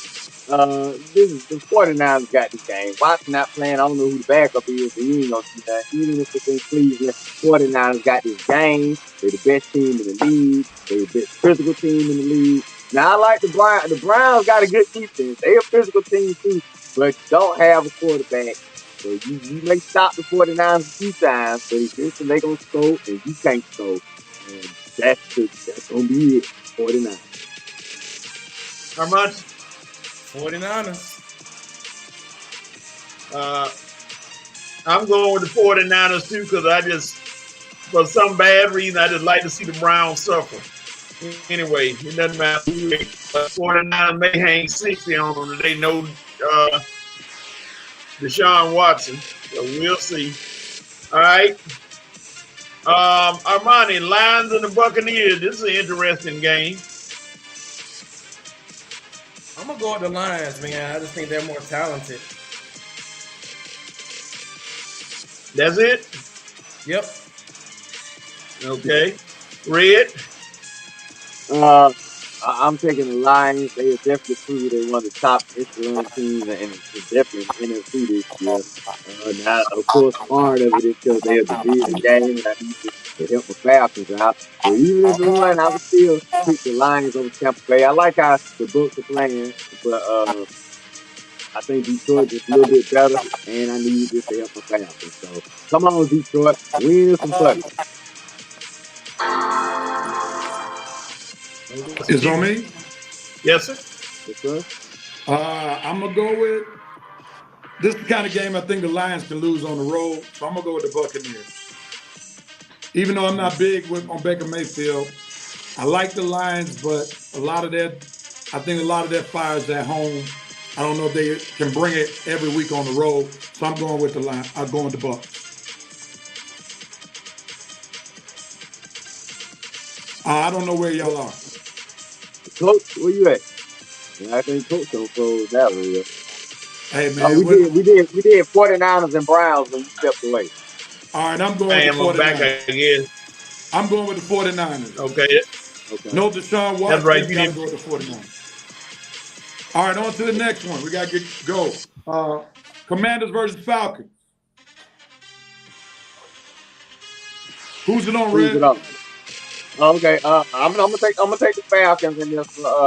They showed me a little something last week against the Texans. Now, even though I think the Redskins are better than the Texans, the Falcons defense, top 10 defense so far this season, been keeping us really in every game this season. So the question only comes down to what will the offense do?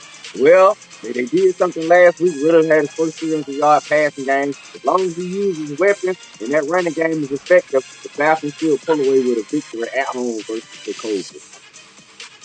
Amanda, who you got? I'm gonna take the Falcons at home.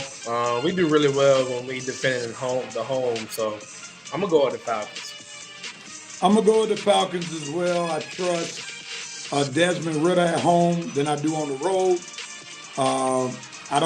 I'm not a big Sam Howell fan, so I think the Falcons will take care of business at home.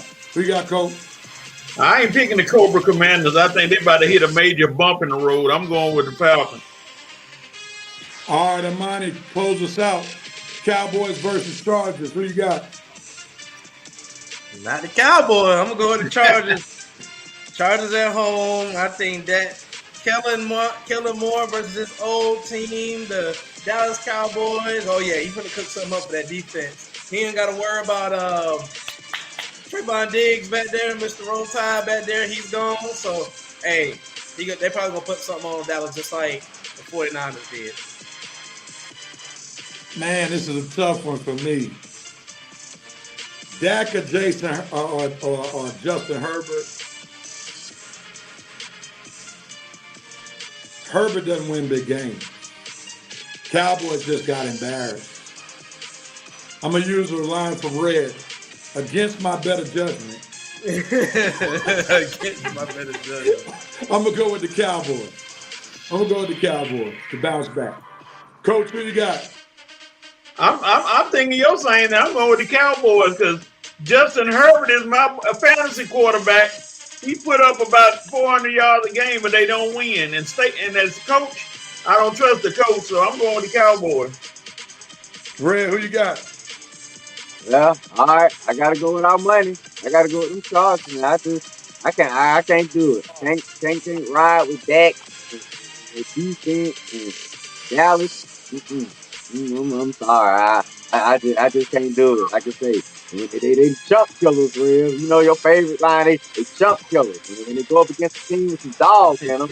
And Chargers got dogs. They at home. They coming off a bye week. Herbert, he's a solid quarterback. He may put up a lot of yards and lose sometimes, but sometimes they got to do with the defense. Well, the defense playing dirty Dak this week, so the defense won't have that many problems. I think Herbert will be ready. As long as Staley don't ruin this for me, the Chargers still have a pretty good victory. But you always got to worry about Staley if he's gonna do something dumb. Staley and Dak, they two peas in the same pod. Cowboys fans wondering what dumb stuff Dak gonna do, and Chargers fans wondering what dumb stuff Staley gonna do. So we'll see who prevails. I'm taking the Chargers. All right, that concludes. Go ahead and get your W. Run up the score. Get your W, man. All right, y'all. See y'all next week. All right, bro. All right, let's see what Revenite Nation said about these picks. Gonna go back. We got quite a few picks.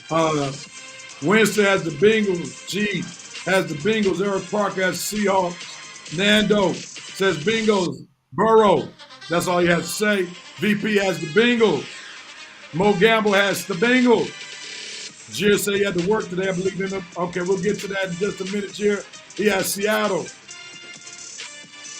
G has the 49ers. Jir has the 49ers. Eric has the 49ers. The VP, of course, has the 49ers. Said big in this one. Nando has the 49ers defense shows work. Eric Parker, Lions. G, Lions. Jir, Lions. Winston, Lions. Nando, Lions. They should have done a lot more against my Falcons. Red, you need to mute one of your mics. There's some feedback. Marie, Lions. Gia has the Falcons. Mo has the Niners. Winston, big Falcons win. Atlanta's defense will stifle Cobra Commanders. VP said Gier has Chargers. I don't know what the 5 stood for, Alexis, my bad. Dana Brickus, 49ers, Lions, Falcons. Winston, Chargers. Dana Brickus, Chargers. I don't think she likes Cowboys. Gier says Whack Prescott. Love the name. Alexis CL, 49ers. Mo Gamble, Falcons. Nando, Washington. Ritter has to prove his game. Play against the Bama front. He won't make it with McGarry in the game. Alexis CL has Lions. VP has the Chargers. I think the Cowgirl psyche still shot. Eric Parker, Falcons. Nando, Chargers. Got that Herbert love. Mo Gamble got the Cowgirls. VP said somebody check on Pastor Watkins if these Cowgirls fold 2 weeks in a row.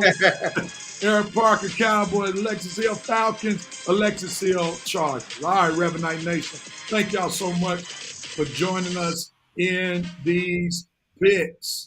All right, gentlemen, y'all get ready. We got 5 on it. We're going to close with baseball. So we're going to get to our 5 for 5. This is when Coach Red will have 1 minute to talk about whatever topic is on the screen. 45 seconds single screen, 15 seconds group screen. They go past that minute, Red will tell you they will get muted. All right, so let's get ready to go. 5 for 5. First topic, we see that the Falcons made a trade for Van Jefferson. They said, let's go to Los Angeles and get somebody from the Rams, which I didn't understand. I know the VP has already said, typed in the chat, Q Lunitz. There it is. He's queued up. Red, what you got? You're on the clock in 3, 2, 1, go. Okay, there we go. I have absolutely no idea why the Falcons made this trade. I mean, I thought we was already set with offensive players. I never thought offensive skill players was a need, especially when we are still bottom of the league in sacks, 5 sacks. Probably one, I think, last in the NFL. That means 1 sack a week because we only played 5 games. Falcons need pass rushers. You don't need receivers. If you're going to make trades for pass rushers. You got Frank Clark out there. How about you make a move to go get him instead of worrying about receivers? Now, I'm not hating on Van if he can help us, fine, but I know my Falcons need pass rushers. The defense is solid. It's top 10. Adding a decent pass rusher will catapult it up further. So let's get some pass rushing help, please. Van is cool, but we need pass rushing help. Coach.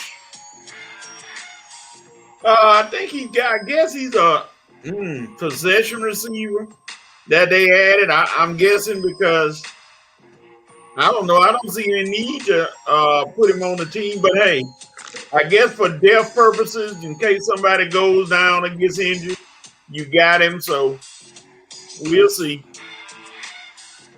Let's see what Revenite Nation has to say. Good pick. Up to run 3-man sets and get the extra man out the box so we can run. Nando says, should have gone with the edge rusher first. All right. I have no idea how good this trade is going to be. Time will tell. All right. On to the next topic. 5 for 5. NBA Cinderella team. It is NBA time. You see preseason basketball is on primetime television. So, Coach, help us understand. Who you believe is going to get that glass slipper this year? What you got?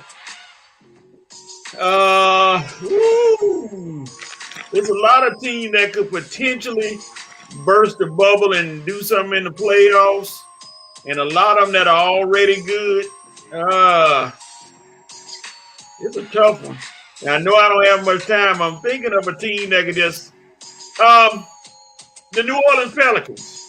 I go with him. If Zion is actually where he's been, where he get back, I'm gonna go with the Pelicans if he stays healthy to make some noise. Red, what you got? I was looking at maybe the San Antonio Spurs with the Victor kid. But man, this dude, he might be a little bit better than we projected. I mean, 20 points every game so far. In the playoffs, in the preseason, I think, seems to be pretty solid, can block shots. Seems to have an all-around game inside and out. Spurs just get one more piece to go with them. Spurs might be back in the playoffs quicker than we think. Might be this season. We just don't know. I mean, we already know he got a good coach, got a good system, got a good foundation in San Antonio. So, man, Victor, yeah, I mean, don't sleep on San Antonio, man, because if Victor is everything that they expect him to be, they may make some noise. I'm liking OKC too. That matchup between Victor and Chet, the Chet kid, might be a matchup we looking forward to. I mean, throughout the year. So. All right. So we got Winston Thorne said OKC. OKC, that's not a bad one. They got Chet Holmgren coming in this year. They already got Shea Gilchrist Alexander, who's a solid ball player, so that's not far-fetched. Sister Briggs says she's not ready for basketball right now.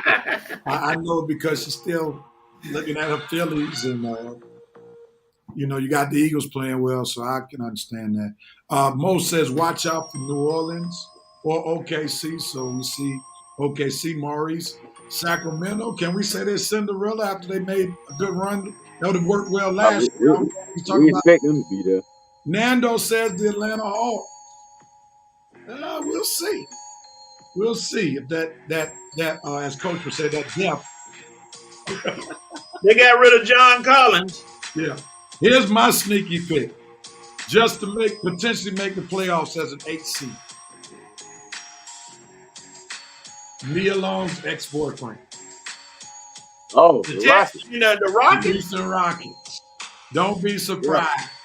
Yeah. I can see them at least make considerable progress where they can get they can get in the play-in. I forgot it goes 10 seeds now. So I wouldn't be surprised if the Rockets get in. Well, yeah, because they got a coach that's gonna get them young boys now. They got a coach that's gonna make them play now. So whatever those young boys have, whatever potential they have, we're gonna find out now. Because you dummy old Doka don't take no stuff. He don't take no stuff. So he ain't gonna be no softies over there. They already got rid of that problem. The dude that was beating on his girlfriend, so he already out though. So they ain't dealing with no knuckleheads. So I'm with you, Rev. Houston Rockets definitely a team to keep on the radar. Now here's a surprise Cinderella team to make the playoffs or to play in the East. And I'm not saying this because my daughter works for them. I knew you were going there. Detroit, I knew you were going to say Detroit. At some point, we need to see Cade Cunningham live up to the hype. At right, some point, we need to see him help. Yeah. And they got some nice players around them. They do. Wiseman, they picked them up. They got Duran, who was a second-year player. So they got some talent. So we need to see if Cade Cunningham is going to live up to the bill. All right. Trey will show his work, Nando says. The best player beating up GF, they'll miss him. Okay. All right. On to the next subject, gentlemen. Trouble in Charlotte. Miles Bridges gets into some more trouble. He did turn himself in, dealing with domestic violence. Red, your thoughts? Go. I mean, how much more trouble can this guy get into? He was dealing with all these issues last year. Now he comes into the season dealing with issues, more domestic issues, breaking windows out of old girlfriends' cars and stuff. Dude, what are you doing, man? You are a rich guy with stuff going for you, man. You acting like one of these young guys in the hood doing stuff like that, man. Breaking cars out of folks. You shouldn't be vandalizing anything right now in your situation, man. So, dude, you better get it together. There's one more mistake from you, and you're going to be out the league, Miles. So, I hope you know you skating on the thin ice, on cracked ice right now. So, I mean, man, you're doing unnecessary stuff. Real, I just hate to see brothers who got the world at their fingertips doing dumb stuff like this that's going to ruin their present and their future because you want to act like a little dumb knucklehead and not realize the position that you're in. God. Coach. I'm like Red. I just don't get it when you have talent to play a sport, a pro sport. You making excellent money that most people won't make in their lifetime, and you let somebody drive you to do something this stupid. I have no sympathy for you. Put him out of the league. I bet he'll figure it out when he had Joe's car wash. I should have stayed in the NBA. All right. So Nando says Miles gone. VP says guys like Cam are constantly wasting their God-given talent. I'll never understand it. Mo Gamble says throwing away a promising career. He was headed up. And Gia got some choice words for Miles Bridges. Let me go back real quickly to the last topic. Mo Gamble said, watch out for Brooklyn. I guess he's drinking that Ben Simmons Kool-Aid. Okay. Brother Dana Johnson Sr. says the Sixers, as soon as they get rid of James Harden, the key for them is who will they get in return? That's the question. That's the question. Y'all don't want Terrence Mann? Ah, no. Hey, he'll be a great pickup. He'll be a great pickup, but I don't think the Clippers want to part ways with him. No. All right. We know this topic is on the board because of the wonderful Game 2 finish that Michael Harris had. No, not my son, but he had catching that ball on the wall to end Game 2 between the Braves and the Phillies, which happened to be the only game the Braves won. But with that being said, real quickly, top 2 finishes in sports. Coach, on you, go. I could put that one at the top, and I do remember it made me sick to my stomach. Kirk Gibson hitting a home run against Dennis Eckersley. Kirk Gibson hopping to the plate like he was on one leg, and somehow he managed to hit a home run, and that swung the series for the Dodgers against. I was an Oakland A's fan, and they lost that game. That hurt my soul. So the Michael Harris one was just amazing, but. The Game 4 almost became one of those if that boy hadn't caught that ball for the Phillies. But hey, I'll go with those 2. Red, what you got? Okay, I had 3 I probably want to focus on. But since Coach went baseball, I guess I'll go with the other sport in here. Basketball, I'm going to go with Robert Horry shot over the Kings. My Lakers in 2003 to give us a 3-1 lead. That shot right there, that probably catapulted our dynasty, and it ruined what could have been the potential Kings dynasty, destroyed the Kings. Chris Webber, Mike Bibby, they were never the same again after that. We destroyed them, ripped their hearts out. That shot, big shot, Rob, appreciate that. And football, I'm going to go with Mike Vick's run versus the Vikings in overtime. Go, Mike Vick! Yeah! Got players bumping heads to each other trying to tackle him. You missed him. And he just go into the end zone. Walk-off victory for the Falcons. Mike Vick's legacy as a running quarterback is cemented. That was a good Falcons win right there. Baseball, I probably would have went Steve Green like a Braves victory like Coach. Hey, man, you only get 2, man. Stop trying to sneak in 3. Goodness gracious, man. You think you think that was going to be one of my ones. Sid Bream in 1992, sliding in the home plate, Game 7 against the Pittsburgh Pirates. That's the most. I think that's the classic finish with the Braves. Michael Harris got to get number 2 because that was only a divisional game. The Braves actually won the series because of Sid Bream's slide, and what made it remarkable because Sid Bream was slow. So when you got Sid Bream around the base path, winning that game. And also, my one was going to be, my first one before Red tried to interject 3, would have been Keith Smart, 1987. That sideline jump shot against Syracuse, Derek Coleman, and Ronnie Cycler. I was a jump shooter. That was my billing as a college player. I had a sweet jump shot, so I always have an affinity for a great outside shot. Keith Smart, 1987, with that shot allows Bobby Knight's Indiana Hoosiers to defeat Jim Boeheim's Syracuse Orange Men. That's what they were called at that time. Orange Men, yeah. Yeah, that's what they were called at that time. All right, we got some people who want to add on. Let's see. Michael Jordan, the move against Utah. Oh, give me a break. With the flu. Christian Laettner killing Mama. Yeah, that's a good one. No, that happened in Philadelphia. That made a lot of people hate Duke. Dana Bricker said, I'm just here for the comments. Now, Mike Vick beating the Packers in Lambeau Field. Was that a? That's not a walk off. What was the walk off moment? He just beat him. You talking That about was a great finish. victory, but not a great finish. Change the MLB. All right, we gonna get there, Jim. Goodness gracious, man. Give us some time, man. He wants to talk about Sid Bream was out too, Rev.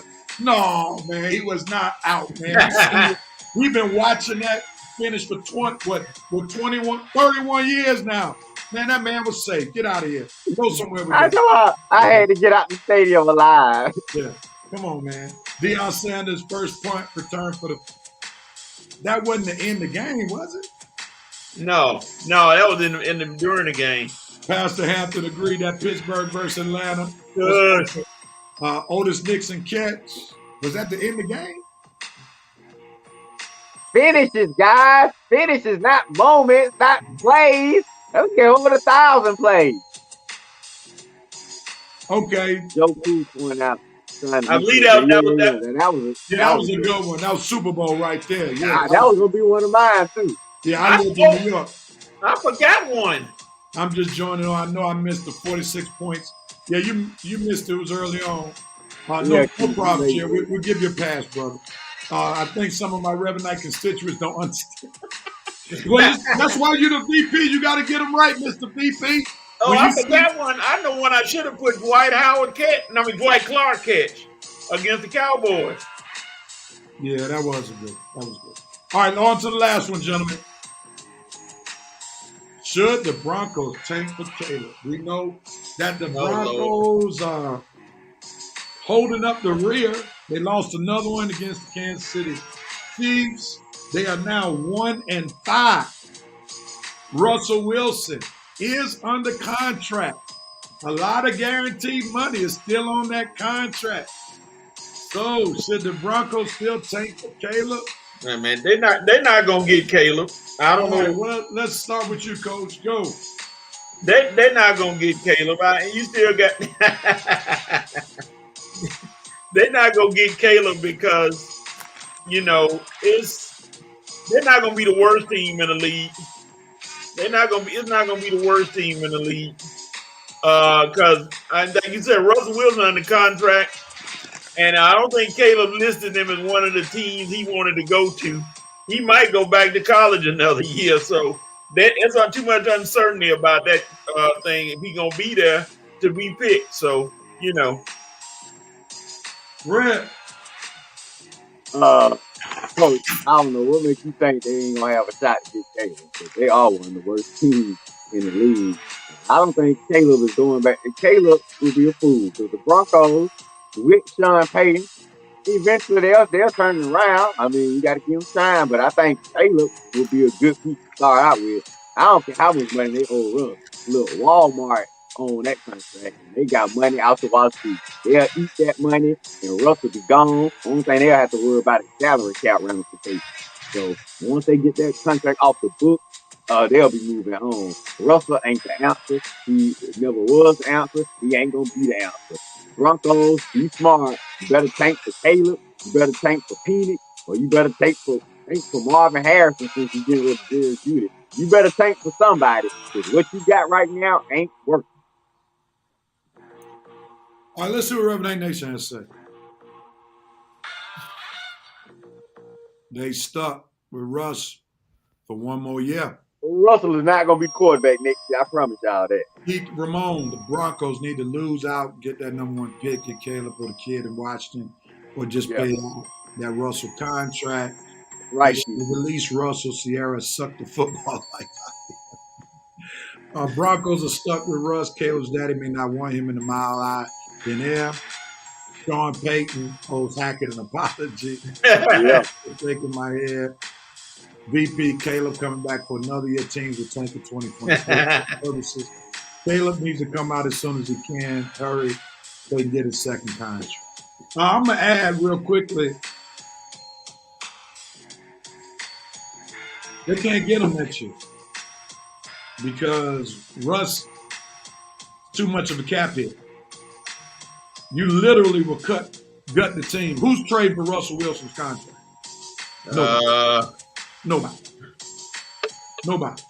So then also, Caleb does not seem like the type of guy who likes a coach who will call him out. And Okay, so Sean you think Payton you think he calls paid? players out. And therefore, I don't see that being a good fit for Caleb. And it seems like I ain't trying to call him a parent's boy, but when your daddy is talking, before you even get into the league, we may have a LeVar Ball light situation. RG3? RG3 parents wasn't that vocal. Archie Manning. Archie, yeah, he more like Archie Manning, protecting his son, making sure that he goes to the right situation. So I I'm don't trying think. to see I'm trying to figure out what's the right situation. I mean, is he trying to go to the Bears or Well, the bottom line is he need to go where he gets drafted. You know, he got one more year. He can go back, so he can dictate it in 2023. 2024 draft, but 2025, the service is up, bro. You be through, so you got to go where you want to go. man, Caleb will come out this year? Man, that's a lot of Listen, look at that. Mo Gamble did the research for a $60 million cap hit next year. Can't do that, man. That means you cutting your whole team. Whew. Yeah. That's too much of a cap hit. And Pastor Hampton, all the way to ATL, shouted, nobody's trading for Russell. Mo Gamble on top of it, Archie, man. All right. That concludes 5 for 5. Now let's go ahead on. This is a tough one right here, man. And man, we ain't worried. If y'all don't mind, man, I ain't really worried about what's going on with these other teams. So let's address the elephant in the sports room. Where is it? Get your music. Please don't play that. Yeah. MLB playoffs recap. It's got to be played. And all of us right here are Braves fans. So, we got to be appropriate in how we go about doing this. Yeah, it's coming. Yeah. Yeah. Oh, okay. I thought you were gonna play the Braves music. I didn't want to hear that. Yeah.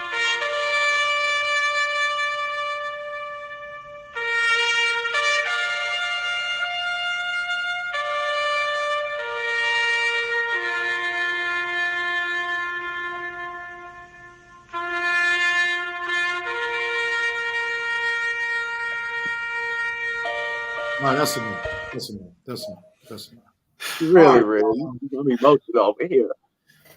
Coach, I'm gonna start with you first, because you're the Braves fan that you came on since the show has been started. You haven't been diehard Braves. Red's probably been diehard all his life. I've been diehard since 1990. So I'm gonna start with you, Coach. Your thoughts about what went down? Yeah, I was a Braves fan back when they were the Superstation because we had nothing else to watch. I remember when they had the powder blue unis, baby, with Bob Warner and Benedict and Dale Murphy. This is a situation, and you all have discussed it, and I ain't going to take too much of y'all's time about the playoff format, but you got to look at the pitching fell apart. And I just gonna say it, and I know a lot of people don't like him that well, but if Charlie Morton was available, I think that would have been a better option than Bryce Elder in Game 3. Charlie Morton probably could have held him off, and it might have been a better outcome if you get back to Strider. But Ronald Acuna, Matt Olson, 3 for 20-something, no home runs, no RBIs. This is you all's time to shine, fellas. And, Acuna going to get the MVP. Whoopee. Spencer Strider going to get the Cy Young. Yay. But when it came down to it, like you all have said before, that layoff hurt. Simulated games are good, and I played baseball for many years. Simulated games are good, but they don't match the original. The live bullets. And Philadelphia was playing with live bullets. All those other teams were playing with live bullets, and the Braves out there throwing to each other. Batting practice. Didn't work out. So will the Braves rebound? Heck yeah. You got everybody in your starting lineup back next year and for several years. But Braves, I got one name for you, and then I'm going to let y'all two have it. He's a free agent. Blake Snell. Go get him. What position, Coach? So the folks Pitcher. Pitcher. For Starting who? pitcher. For who? Padre. Padres. All right, Red, go with it. I don't really have much to say, man. Braves let me down. I guess I could piggyback off what Coach said, but the thing that disappointed me most was Snitker. You changing the lineup. You were doing it all year long, and I hate you. I hated you when you were doing it then. Why do you keep tinkering with the lineup? Leave it alone. Leave Michael Harris in the ninth spot. Stop switching up the lineup, dude. Once you get a lineup that works, leave it alone. God, that upset me. First game. And our batch just going silent. Like I say, hit 198, 186 during the series, 34 strikeouts, 4 extra base hits the whole series. Riley, only one that really showed up, 2 home runs. He batted .363. But Acuna, 2 for 14. Ozuna, 2 for 13. Ozzie, 4 for 15. Olsen, 4 for 16. The batch just let us down. And even though the layoff, I know the layoff affected us a little bit, especially in those first games where we didn't score nothing that first game. How disappointing. But I thought when we won the second game, that kind of got us back. We kind of woke up from the layoff, kind of rejuvenated ourselves. But when we got to Philly, I mean, 2 runs game 3, 1 run game 4. Bats didn't do anything. The pitching other than game 3 was okay. Not the best, but it was okay. I mean, Strider, he gave up 3 runs first game, 3 second game. Like I say, 8 runs total for the whole series. That just wasn't gonna cut it for the best offense in the league. So layoff maybe it started to slide, but I thought once we won game 2, we should have woke up and picked ourselves back up and should have been ready to go up to Philly and get 2 wins. And the bats just let me down. They just let us down. So like I say, I'm not worried about the Braves. I'm never worried about the Braves. They'll be back. They play for rings every year. That's what I love about the Braves. The Braves is always playing for rings, always championship or bust. But man, had this historic offense, you just had a season we did. Just disappointing right now because we had a magical season and still not be playing right now. Layoffs had a little to do with it, but I just think the Braves bats just didn't have that Mamba mentality. Just to have the Mamba mentality, and it seemed like Phillies did have the Mamba mentality. It seemed like they were just up and hyped for us, and we got up for the second game. I mean, we were hyped. I thought we had woke up out of that funk, but man, after that second game, we just went back in it and just couldn't get back out of it, man. I tell you, Rev, you made a comment. I'm kind of with you. I prefer just not have no layoffs next year, just to keep playing. However we can keep playing. That 5 days off, nothing. Just keep playing. I don't want to put that total blame, but man, you got to at least look at it. I mean, because if you look at all of the top teams in the league, man, all of them are pretty much out of it, except for the Astros. So, I mean, the layoff had something to do with it, but the bats, to me, I'm gonna get a bats the main reason. Them bats just didn't show up, and the pitching was solid enough to where if the bats just gave us a little something, we could have prevailed. Let me give a big shout out to Horace McLaren, one of the brothers who does the sports roundtable in the ATL. Thanks so much for tuning in, my brother. What's up, Horace? So I'm gonna take this thing in 2 different directions. I'm gonna deal with first the actual series. Then I'm going to talk about the format. Snitker set the tone for the Braves to lose. This dude is making lineup changes without even playing a game. he gave the Phillies added ammunition that the Braves feared the Phillies more than the Phillies should be fearing the Braves, even though the Braves beat the Phillies in the season-long series. That made absolutely no sense to me when he made all those wholesale changes to the lineup, put Albies at 4, Austin Riley at 2, Mike at 6. I mean, that made absolutely no sense in his rationale. The Phillies got all these left-handers. You've been facing them all season long, so it ain't like they're going to surprise you.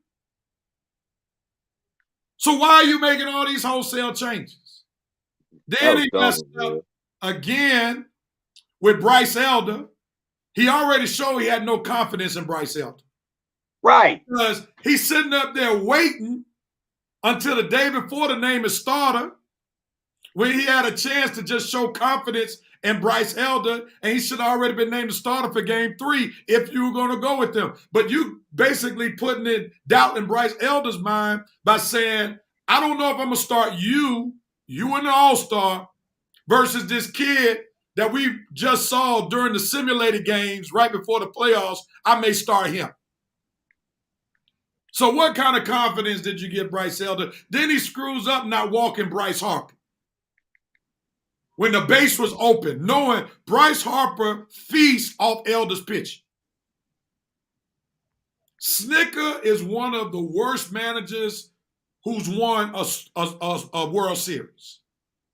Red and I talked about him before he won the World Series. Because he's the manager in Atlanta, he's safe for about 10 more years, because Atlanta folk are not like people in Pennsylvania who are going to scrutinize you if you won something. And we understand the World Series that the Braves won was more on AA, the GM, making some great trade deadline moves than it was about Brian Snitker. Okay? That's the bottom line. But the Braves' bats were silent. Now, let's go here. Now, you know, I live in Pennsylvania now. My whole church almost filled up Phillies fans. So I know some of them going to say sour grapes, so forth and so on. If it were just the Braves who struggled against the Phillies with buys, then I wouldn't be talking about this.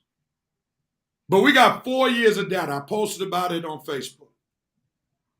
When there were no buys, the Dodgers and the Braves in 2020, 2021 are playing for the National League Championship Series both years. All right, no buys. Matter of fact, 2020, everybody had to play a 2 out of 3 game series during the COVID year. Everybody had to. 2021, the wild card teams played a 1 game series. And then everybody played the National League Division Series. So from that data alone, in those 2 years, first round matchups without any buys, the Braves go 5-0, the Dodgers go 5-2. Include the bye, 5 days rest. The Braves, let me get my stats. The Braves go, hold on. Now, everybody had 5 days rest, right? Yeah, everybody, the people, right. Braves go 2-6. I think the Dodgers go like 1-6. Braves go 2-6. The Dodgers go like 1-6, something like that. I don't know. They got swept. They got swept this year. So if it were just the Braves, I would say, man, Philly just got their number. But here's the thing. Baseball is a rhythm and timing sport. Okay? There's a reason why when players come back from an injury, most times they just don't insert them in a Major League Baseball game. To get their timing back, they send them to the minor leagues. Am I correct? Right. That's right. Yeah. They have a stint in the minor league. especially when you out for a while. When you out for a while, maybe if you out for maybe 2 or 3 days, they ain't gonna throw you down. But when you out for some time, they're gonna send you back to the minor league so you can get your timing back. Yeah. So that you can be brought back to speed to major league pitching. There's a reason why in a 162 game season, until they added this new format, there is not one team that has 5 days off once the season begins. No way. Even the All-Star break is not 5 days off. Nope. And even then, the Braves need to get their timing back after the All-Star break. Every team does. Yeah, that's what kind of worries. Because here's the thing. You can't tell me all of a sudden in 5 days, the Phillies just became this dominant pitching staff. Come on now. No. Ranger Suarez. Come on now. Stop it. Oh, my God. Stop it. They kept playing, and we didn't. And I hate they had that. And they're hot. And they're hot. Yeah. They're coming off a series. They're still in their normal routine. You cannot simulate major league pitching. There is no machine, no pitcher that the Braves have that can simulate what Alvarado does as a lefty for the Phillies. Russ Willer. You can't simulate that stuff. If simulated baseball was enough to get players back up to speed, once again, going back to the injured list, they would not send people to the major leagues. They would just play simulated baseball, then put them right back into a major league game. So we have to look at this. Excuse me. This is like Derek Perry said, this ain't football. In football, lives matter because it's a violent sport. Yeah, you need that health. It's more about health. All right. In baseball, you're not as much in control as you are in other sports. Because you got to play off what other people do to you. You can't dictate much. In basketball, you can come off like in basketball, there ain't no minor leagues. Nope. You can use your size. You can use your speed as an advantage to still put in some work. In baseball, it's not that simple. So this is why in some ways, because the Dodgers were screwed up, the Orioles were young, and I expected them to lose, but they got mollywopped. Yeah, they got swept. They got the Texas Rangers band, and I'm gonna say they got killed. The rest didn't help a young team for sure. And when you look at the 2 years, bye teams are 3 and 5, with the Astros winning 2 out of the 3 for bye teams. Some people are like, well, the Astros did it. Everybody can do it. Let's understand every opponent is not the same. The Seattle Mariners are not the Philadelphia Phillies of 2022. No. That's who the Astros beat last year. And they struggled to beat them because every game was close last year. Y'all meant to tell me the Minnesota Twins or the Philadelphia Phillies? No way. I wish we could have played a team like that. So please don't use that as a legitimate, the Astros did it so everybody can do it. No, every team is not the same. So therefore, we played a division rival that know us. The Astros played the Twins that they only play 3 times, 6 times a year? And whose team is much more inferior. Let's be honest. Right. So let us play the Diamondbacks. Right. And get the Dodgers to Philly. I mean, are the Dodgers that bad to get swept the way they got swept? No. Their pitching is not great, don't get me wrong. No. But, I mean, Mookie Betts look like Orlando Arcia. Yeah, him and Freddie. 0 for 21. Are they that trashy? No. Is Ronald Acuna that trashy? No. So the 5 days matter. And we can't deny that. Again, if it was just Ronald Acuna that sucked and then Mookie Betts and Freddie Freeman had the series of a lifetime, I say it's nothing but the Braves. But the proof is in the pudding. The data is there. 5 days off is not good. And MLB better change it because it's not good when you lose in your best teams and your bigger markets. Right. And the best players that people want to see. You know, people want to see Mookie and Freddie and Acuna. But they wanted to see a Dodgers and Braves championship series. And on the other side, they wanted to see probably the Rays or I'm sure the Astros. Well, the other side is pretty good. The other side is pretty good for what they got. Yeah, Texas. I mean, okay. Of course, Texas they would love the Yankees to be there. You know, of course they would. That's the draw. But Texas and Astros and Sager, that's not bad. It's just both teams are in Texas. That's the biggest problem. Yeah.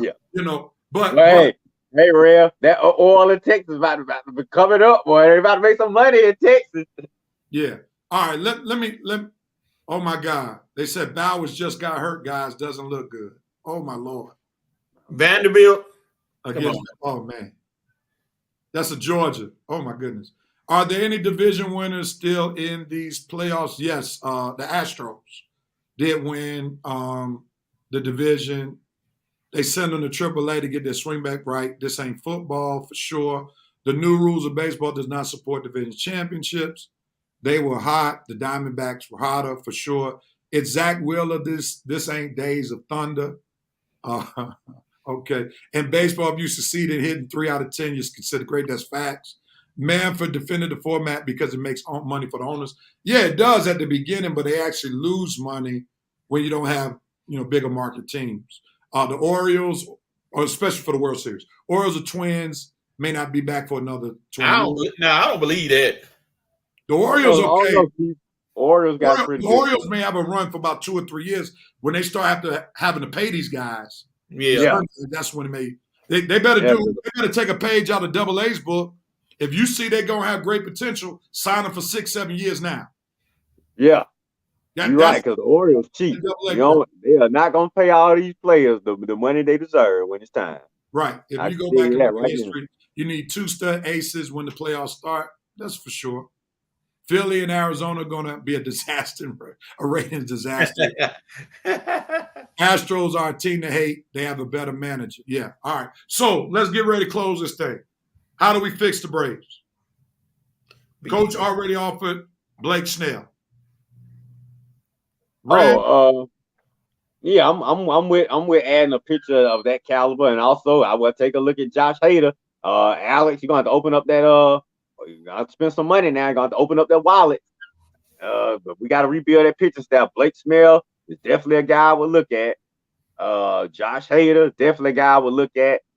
Eduardo Rodriguez from the Detroit Tigers, coach. What about him?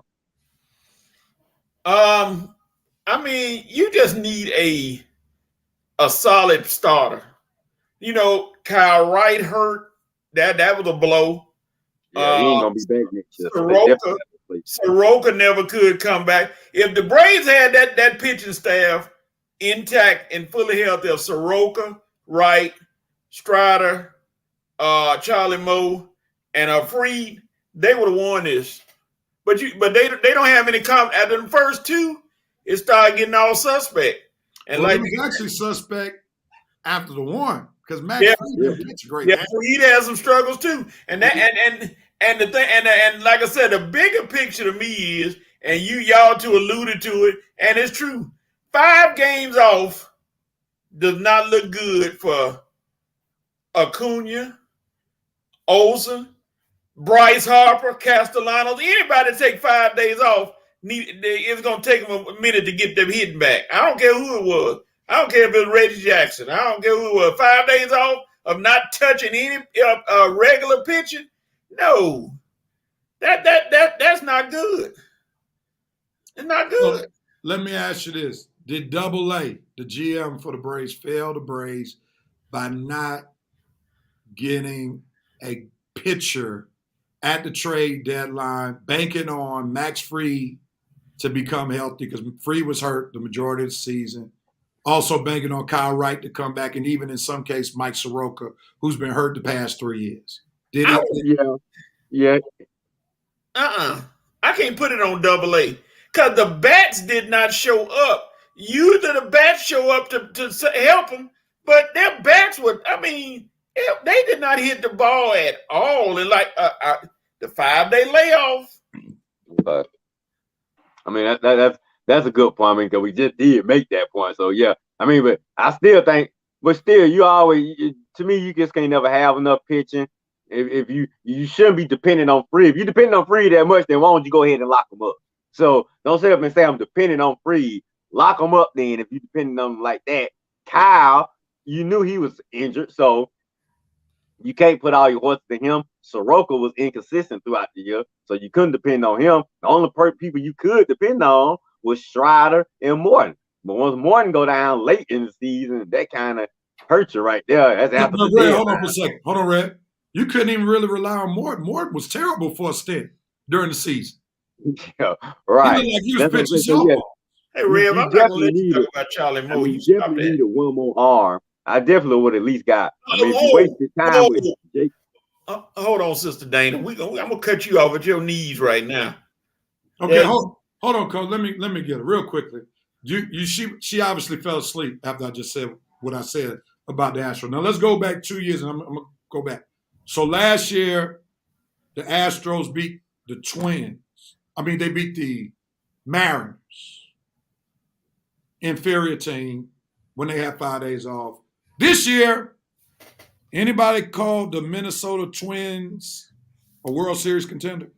Worst division in baseball. Okay, so that's who they beat. Let's put this in perspective. Let me know if you view the Twins in the same vein as the Phillies. Please let me know. Now, if the Astros had beat the Rangers after this 5-day layoff, I'm not in my feelings. I'm giving you understanding because I know you're riding high. But please answer this question since you're listening. Are the Twins the Philadelphia Phillies?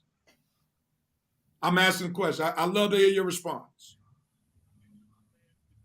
Come on. Just say yes or no. That's a question. Now here's the other thing. Here's the other thing that's take in consideration.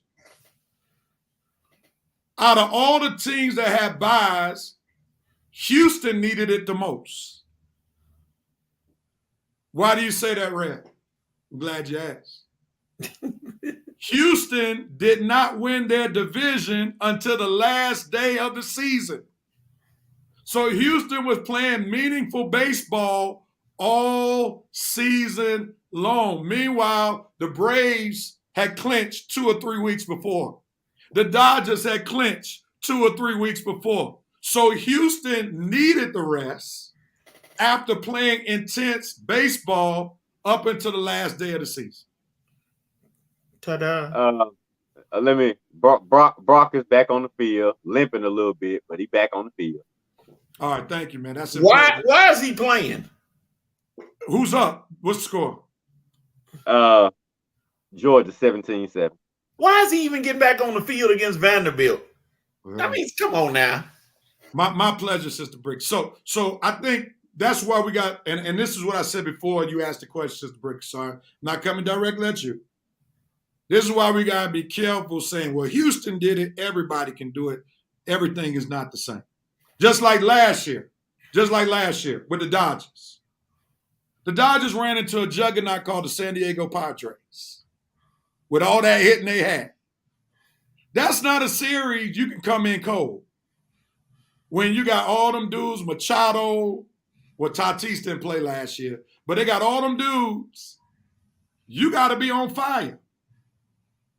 And that's why this buy stuff is not conducive for baseball.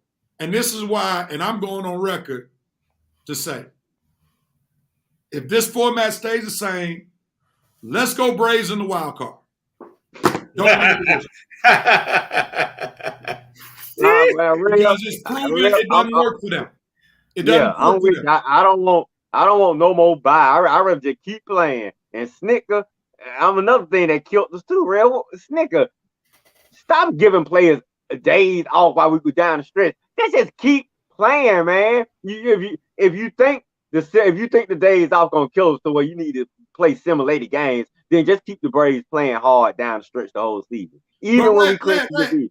Red, here's the problem. It's hard to duplicate playoff baseball. You can't duplicate that crowd that Philadelphia fans had. Well, yeah, that's what I'm saying. No. That's what I'm saying. Once we clinched the division, he was resting in. And I'm saying, let's play out the whole season. Even if we clinch the division early, let's just keep playing hard. But then here's the problem. If one of them get hurt, see why they playing? Yeah. It can go both ways. I see it. But, man, it's just like you say, baseball, I'm a rhythm sport, so I just rather keep our rhythm going. Because, man, like you say, these layoff days, man, that killed the Braves. Braves can't have days off. These guys, I tell you, you see how we do during the season? We get vacation time. You remember during the season when we had days off and you were asking me, well, Rev, do you think they'll be ready to face them at home? And I said, well, yeah, we got them on the road when it counted. But I guess the Braves forgot that the playoff games counted. You went on vacation still? Well, again, man, it's like Red, and I'm not throwing no shade. Have you ever played competitive baseball? Not for a while. I played when I was young in Little League. All right, so I played in high school. I think Coach played a little bit in college. A lot. Brother, that game is hard. Yeah, I know it's a hard game. And when you are going against major league pitching, you can't just take time off and expect play at a high level. Like, this is one of the reasons why we're not seeing, we're seeing a resurgence of black players.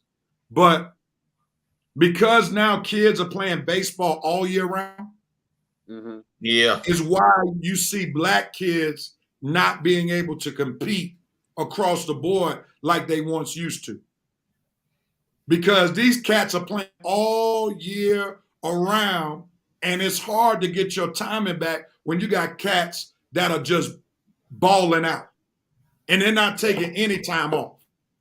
Because, you know, in the hood, baseball was the sport that you played when basketball season and football season were over. Yeah. But now it's a year-round sport. So, you know, these cats are just on a whole another level. And you're talking about you facing the best pitching. 5 days off is crazy. And I don't even know why the players went along with that in the collective bargaining agreement. It is just absolutely I wish that's too many days off. I'd rather play soon the season end. I want the playoffs start that Monday or that Tuesday, like 1 or 2 days, and let's just get right on into it. Because during the season, I was even saying, man, I hope this offense lasts into the playoffs because I don't want the time off. I just want to go straight into the playoffs. Here's the last thing we're going to get ready in this show. Now, imagine the Phillies taking 5 days off and then trying to catch up with Spencer Strider throwing 99 and 100 miles per hour. We would have shut him out. Come on, man. That 100 miles per hour going to look like 150. Yeah, that's right. I mean, think about it. That's why this thing does not work. But it looked the same to them because they just got through playing Major League Baseball. You can't simulate that kind of stuff, man. So, again. Rob Manfred going to have to change that format. I ain't going to be celebrating these divisions, and then we getting our butts kicked when the playoffs start. You can't. And then I got to see what I don't like, real. I got to hear all these part-time fans who don't understand what you just said start talking about the Braves choking, the Braves did not win. Dude, we had 5 days off. Part-time dummy. You got to get your rhythm back. See, they don't understand it. They say, I got to hear all this with the Braves choking, the Braves, they just like the fact. No, they ain't. Braves got 2 rings. We are nothing like the Falcons and nothing like the Hawks. It was 5 days off. They didn't have time to get the rhythm back. Rev, you hit on it. Football is a collision sport. Basketball, to some degree, is a collision sport. These collision sports, the breaks for them are needed. Baseball, you don't have any many collisions. It's a moving sport. And time. That's why you can play 2 games in 1 day. Spencer Strider, if he's pitching against the Phillies after 5 games and the Phillies ain't seen him, the only person that probably can hit him is Bryce Harper. That's because he got a 455 average. Rest of them, strikeout, pop up, ground ball, strikeout, pop up. ground ball. It wouldn't be that way. And G just said it right there again. Baseball is daily. There's a reason why they play most weeks 6 out of 7 days. There's a reason. There's a reason why they don't take 3 days off in a week. No, you only have Mondays or Thursdays off. The most that a team may have is 2 days off a week, and that's very rare. Yeah. Because timing is everything. So if you don't do that during the season, why would you expect the team to do that during the playoffs? That makes absolutely no sense. Right. Because even in football, you off for a week with a bye. During the season, you have a bye week. During the so season. It's not like you're not used to it when the playoffs start. Basketball, you have a whole week off. And Red, to your point, sometimes they off 10 days. Yeah. You're right. When they have a game like on Thursday night. They have a game on Thursday. Yeah. They get the Chiefs. The Chiefs getting a bye plus 10 days. Yeah. Yeah, you can't argue that point. Those layoffs are detrimental to a team. And I hate my Braves. I hate we had to waste a historic season just to figure this out. And even though the bats did go silence on us, but them 5 days off. When you look at it, that plays a part. You gotta you gotta keep them juices flowing. Once they start, you don't want to stop. You gotta get it cranked back up. You got to keep it warmed up. Once that ignition going, you got to stay on fire. Yeah, man.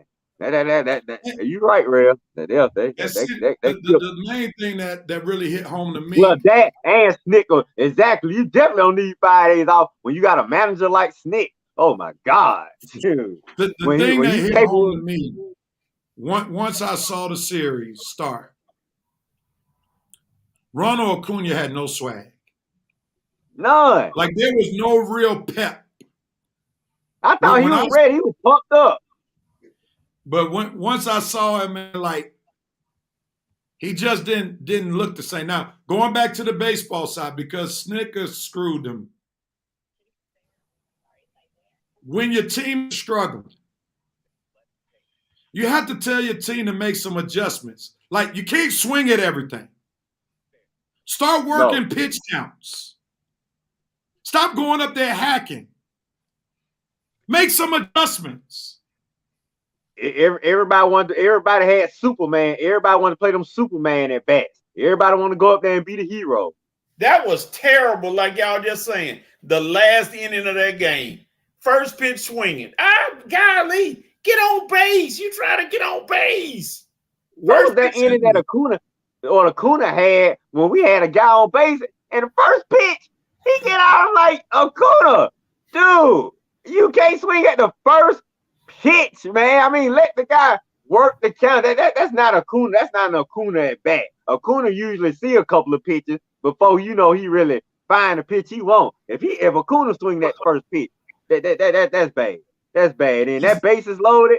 Where he couldn't even get the ball out the park or down in an area where there wasn't nobody. It could get out the infield. That was over after that.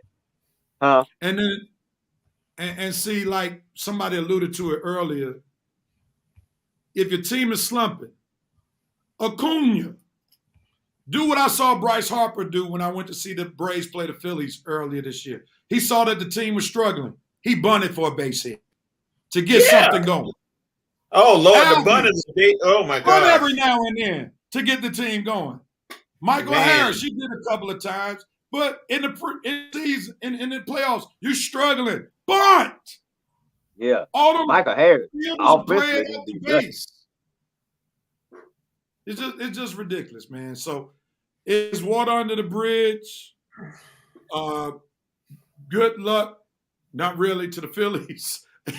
I am on record. I'm going with Dusty Baker. I like the Texas Rangers, but I wouldn't be mad if Dusty got another one. All right, man. Let's end this thing, man. I'm sorry. That's wrong. You have the right. Who has the right to do what, when, where, how? Falcons, you got a right to get this bad taste out my mouth with the Braves this week. Bulldogs, I usually trust them, but I want the Falcons. Falcons, you got the right to get the bad taste out my mouth. You better go out there and beat the Redskins down. So when I look up, I say, okay, the Braves let me down, but my football team, they might have a little something for me at the end. My college football team be there. I know what my Lakers gonna do, but the Falcons, why don't y'all surprise me for once? All right, Falcons, you have the right to surprise me and get this bad taste out my mouth. I want to win tomorrow. I want to win next week against Tampa Bay, and I want you to keep winning. I want that defense to stay solid. Falcons, you have a right to stay consistently solid. There you go. Coach, who has the right to do what, when, where, and how? USC, your defense has the right to actually show up today and stop being so maligned. And if you can put a good beating on Notre Dame,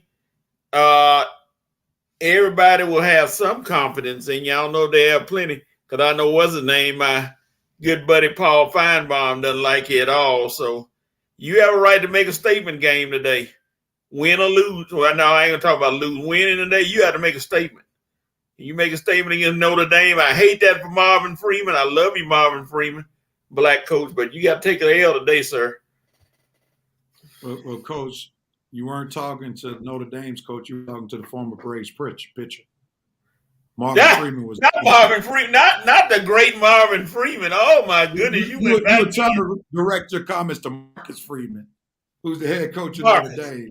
That's the name. He didn't hear you because you were talking to the former Braves pitcher Marvin Freeman. So okay, Marcus, I'm my bad. Let me hit Marvin Freeman. Let me hit my chest like the kids do. My bad. I want to old Marvin up to me.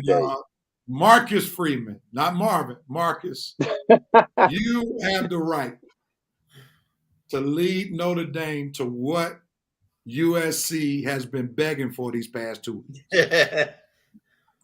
You have a right to give them the L that they were trying to get against Colorado, that they were trying to get against Arizona. Give it to them. That's what they've been wanting. Give it to them. You have the right to do it. Man, well, Coach, how you gonna play my Bulldogs if you take your L's like that? We ain't gonna take no L. We coming for that number one spot, like the song said. We want to get the playoffs. That's what I want to hear. Number one spot in the Pac-12. That's the number one spot you shoot for. It ain't the number one spot in the nation. First thing first, you get in the play. Man, hey, just like the playoffs, anything can happen. You get it. You got to get in there.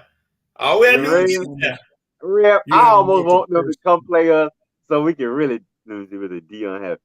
All right, Coach. Man, I want to play y'all so bad because I know Winston Origins Ducks ain't gonna make it. Not them Duck Soups mofos. So I want one of these Pac-12 teams to make it so we can show them. Go ahead, Red. Go ahead, because I got a fish to ask y'all. I just want to say so we can show the nation that SEC still reigns supreme in this country. Go ahead, Coach. Somebody, and it just came across my phone. Somebody said Caleb Williams would not be good in the SEC. No, that's wrong. Caleb, we don't need to worry about that. Somebody ringing my doorbell, gentlemen. I got to get out of here. y'all have a blessed week, man. Thank y'all so much for tuning in to the Red and Red Sports Show, episode 297, Saturday, 11 o'clock. We'll see if Coach's USC team escapes the L that Notre Dame wants to put on. Peace and love, everybody. All right, we'll holler at you. All right, later.